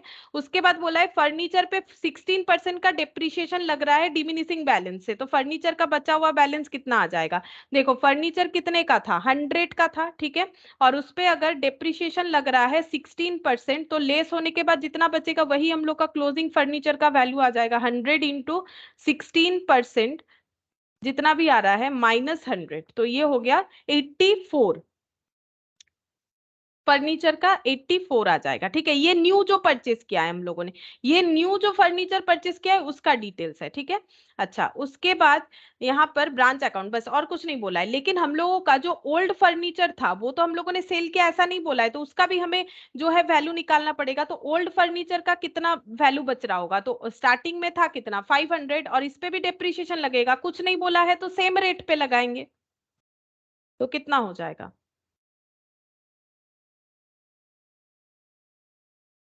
-500, तो ये हो गया 420, ये ओल्ड वाला।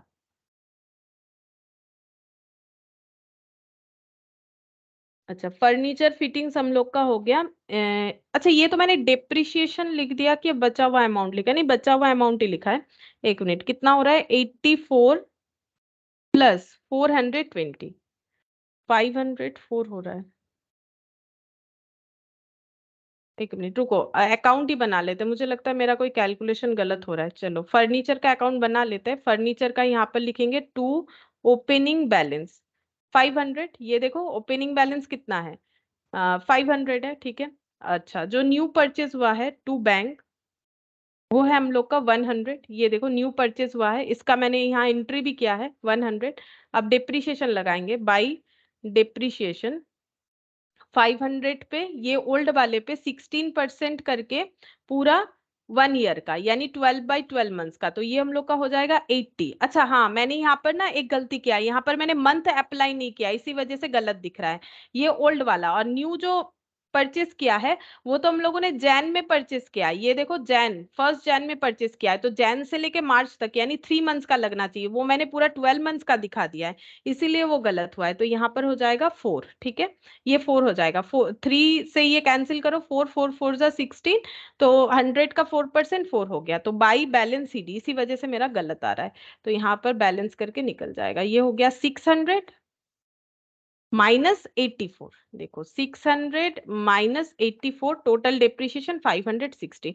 ये गलत हो रहा था, ठीक है। तो अकाउंट बनाने से क्या होता है, गलत होने का चांसेस थोड़ा कम होता है। वैसे ये अकाउंट की वजह से मेरा गलत नहीं हो रहा था, मैंने गलती दूसरे जगह पे किया था। जो न्यू फर्नीचर है उस पे भी मैंने 12 मंथ्स का डेप्रिसिएशन लगा दिया था, बट वो तो 12 मंथ्स का नहीं होगा।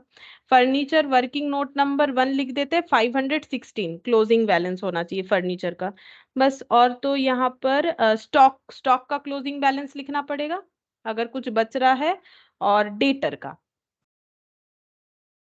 अच्छा, उसका अकाउंट बना लेते हैं, स्टॉक का भी बना लेते हैं, अकाउंट बना लेना ही बेटर है। टू बैलेंस बीडी, कितना स्टॉक था? 1080। To goods from head office, और कितना हेड ऑफिस से स्टॉक लिया गया? हेड ऑफिस से स्टॉक लिया गया है 13,200, और उसमें से रिटर्न हुआ है 72। तो 13,200 -72 करके भी लिख सकते हो, या इधर रिटर्न वो भी लिख सकते हैं। तो 13,128 हो रहा है माइनस करने से। अच्छा, और यहाँ पर लिखेंगे सेल्स रिटर्न, ये कस्टमर ने जो रिटर्न किया, तो स्टॉक पे तो इम्पैक्ट आएगा ही, तो कस्टमर ने रिटर्न किया है जो स्टॉक, वो है ये देखो 102 का, तो मेरा स्टॉक पे तो इम्पैक्ट आएगा, 102 का रिटर्न हो गया। और सेल्स होके, सेल्स की वजह से जितना स्टॉक जो है रिड्यूस हुआ है, तो सेल कितना हुआ है, कैश सेल क्रेडिट सेल मिला के देखना पड़ेगा। Cash sale credit sale 9,700, 3140 total करने से 04 12,840, और by balance CD closing balance आ जाएगा।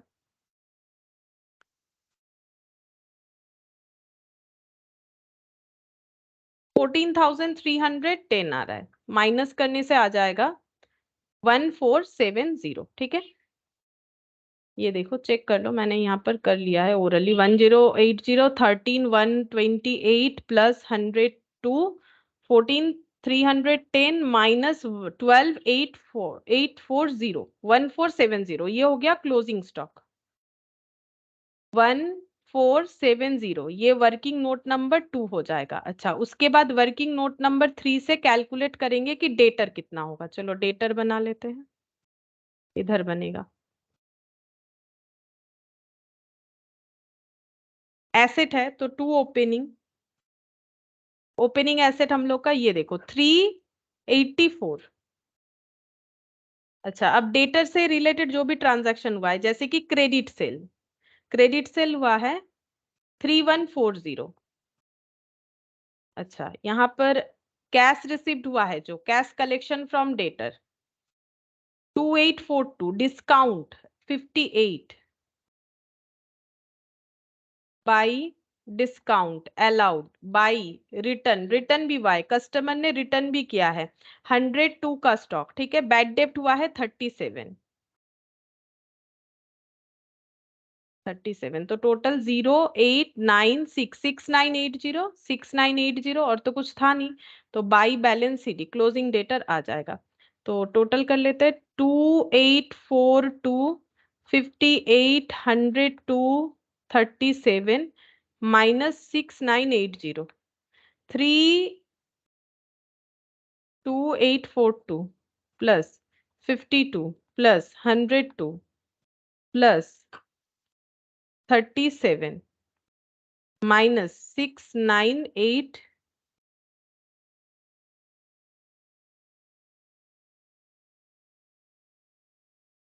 0।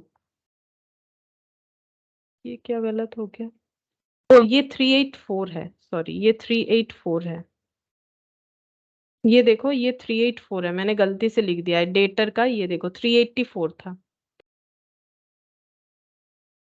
अच्छा तो ये हम लोग का हो जाएगा 3524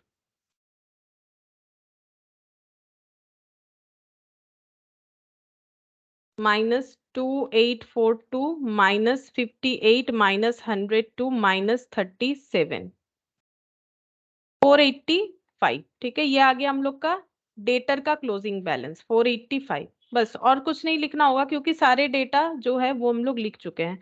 485, ठीक है।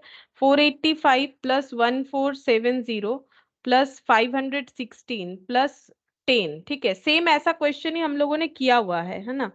अच्छा उसके बाद 11700 प्लस 72 2200 180, तो ये हो गया 16633 16633 16633 माइनस 106 माइनस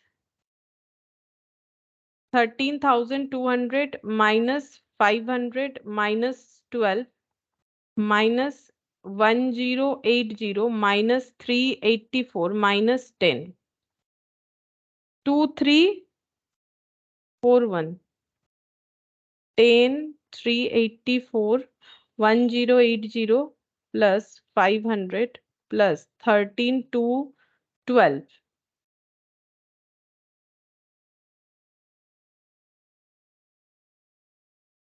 माइनस 16633 1341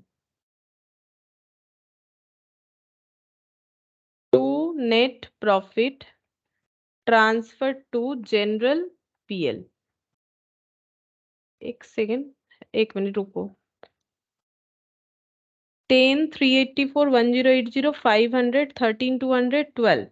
अच्छा पेमेंट फॉर ये 100 हो जाएगा। और यहाँ पर अच्छा हाँ, क्लोजिंग स्टॉक का स्टॉक रिजर्व नहीं लिखा है, ये वाला ये गलत हो जाता।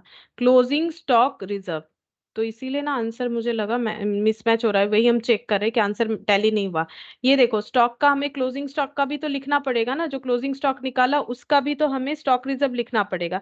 ये 120 का वैल्यू है इंटू 20, तो डिवाइडेड बाई 6 हो जाएगा। 1470 डिवाइडेड बाई 6, तो 245, मतलब इसमें से और भी 245 लेस होगा 1341 से, तो आंसर आएगा 1096। ये ठीक हुआ है, अब आंसर मैच हुआ है, 1096 होगा। ठीक है, तो क्वेश्चन ये वाला भी काफी बड़ा ही था, मुझे लगा थोड़ा छोटा होगा, चलो कोई बात नहीं। ये ऐसा सेम क्वेश्चन हम लोगों ने इलास्ट्रेशन के क्वेश्चन में कर रखा है, बस वहां पर एक कंसेप्ट था कि 10,000 रख के जो है इनको ब्रांच हेड ऑफिस को ट्रांसफर करेगा, जो भी रेमिटेंस करेगा वहां पर 10,000 अपने पास बैकिंग रख के करेगा, ऐसा पॉइंट नहीं था। यहाँ पर ये वाला पॉइंट था, और इसका इम्पैक्ट देखो, यहाँ हमें बैलेंस में दे दिया था 10,000, इसीलिए हमें कुछ नहीं करना पड़ा, मतलब ये ऑलरेडी यहाँ से लेस है, नहीं तो कलेक्शन से वो हमें लेस करके दिखाना पड़ता, क्योंकि ये ऑलरेडी यहाँ पर 10,000 हम लोगों ने क्लोजिंग में लिख लिया है, तो यहाँ से लेस करने का जरूरत नहीं। अगर हम लोग यहाँ नहीं लिखते, क्योंकि हम लोग तो अपने फॉर्मेट के हिसाब से यहाँ लिखेंगे कि 10,000 अपने पास क्लोजिंग स्टॉक हमेशा रखेगा, इसीलिए हम लोग को यहाँ से लेस करने का जरूरत नहीं हुआ। नहीं तो ये दिमाग में क्वेरीज आ सकता है कि कलेक्शन से तो सिर्फ एक्सपेंस पे नहीं करेगा, 10,000 भी रख लेगा, तो हम लोग 10,000 और लेस इसीलिए नहीं करे क्योंकि ऑलरेडी हम लोग यहाँ पर 10,000 दिखा दे रहे हैं कि 10,000 हम लोग रख रहे हैं, इसी वजह से। ठीक है, तो ये हम लोग का इलास्ट्रेशन 5 हो गया। तो मेथड हम लोगों ने सारा सीख लिया है एक्सेप्ट जो है फॉरेन ब्रांच। फॉरेन ब्रांच हम लोग तब करेंगे जब इसका पूरा प्रैक्टिस कंप्लीट हो जाएगा। ठीक है, फिर आज इतना ही करते हैं।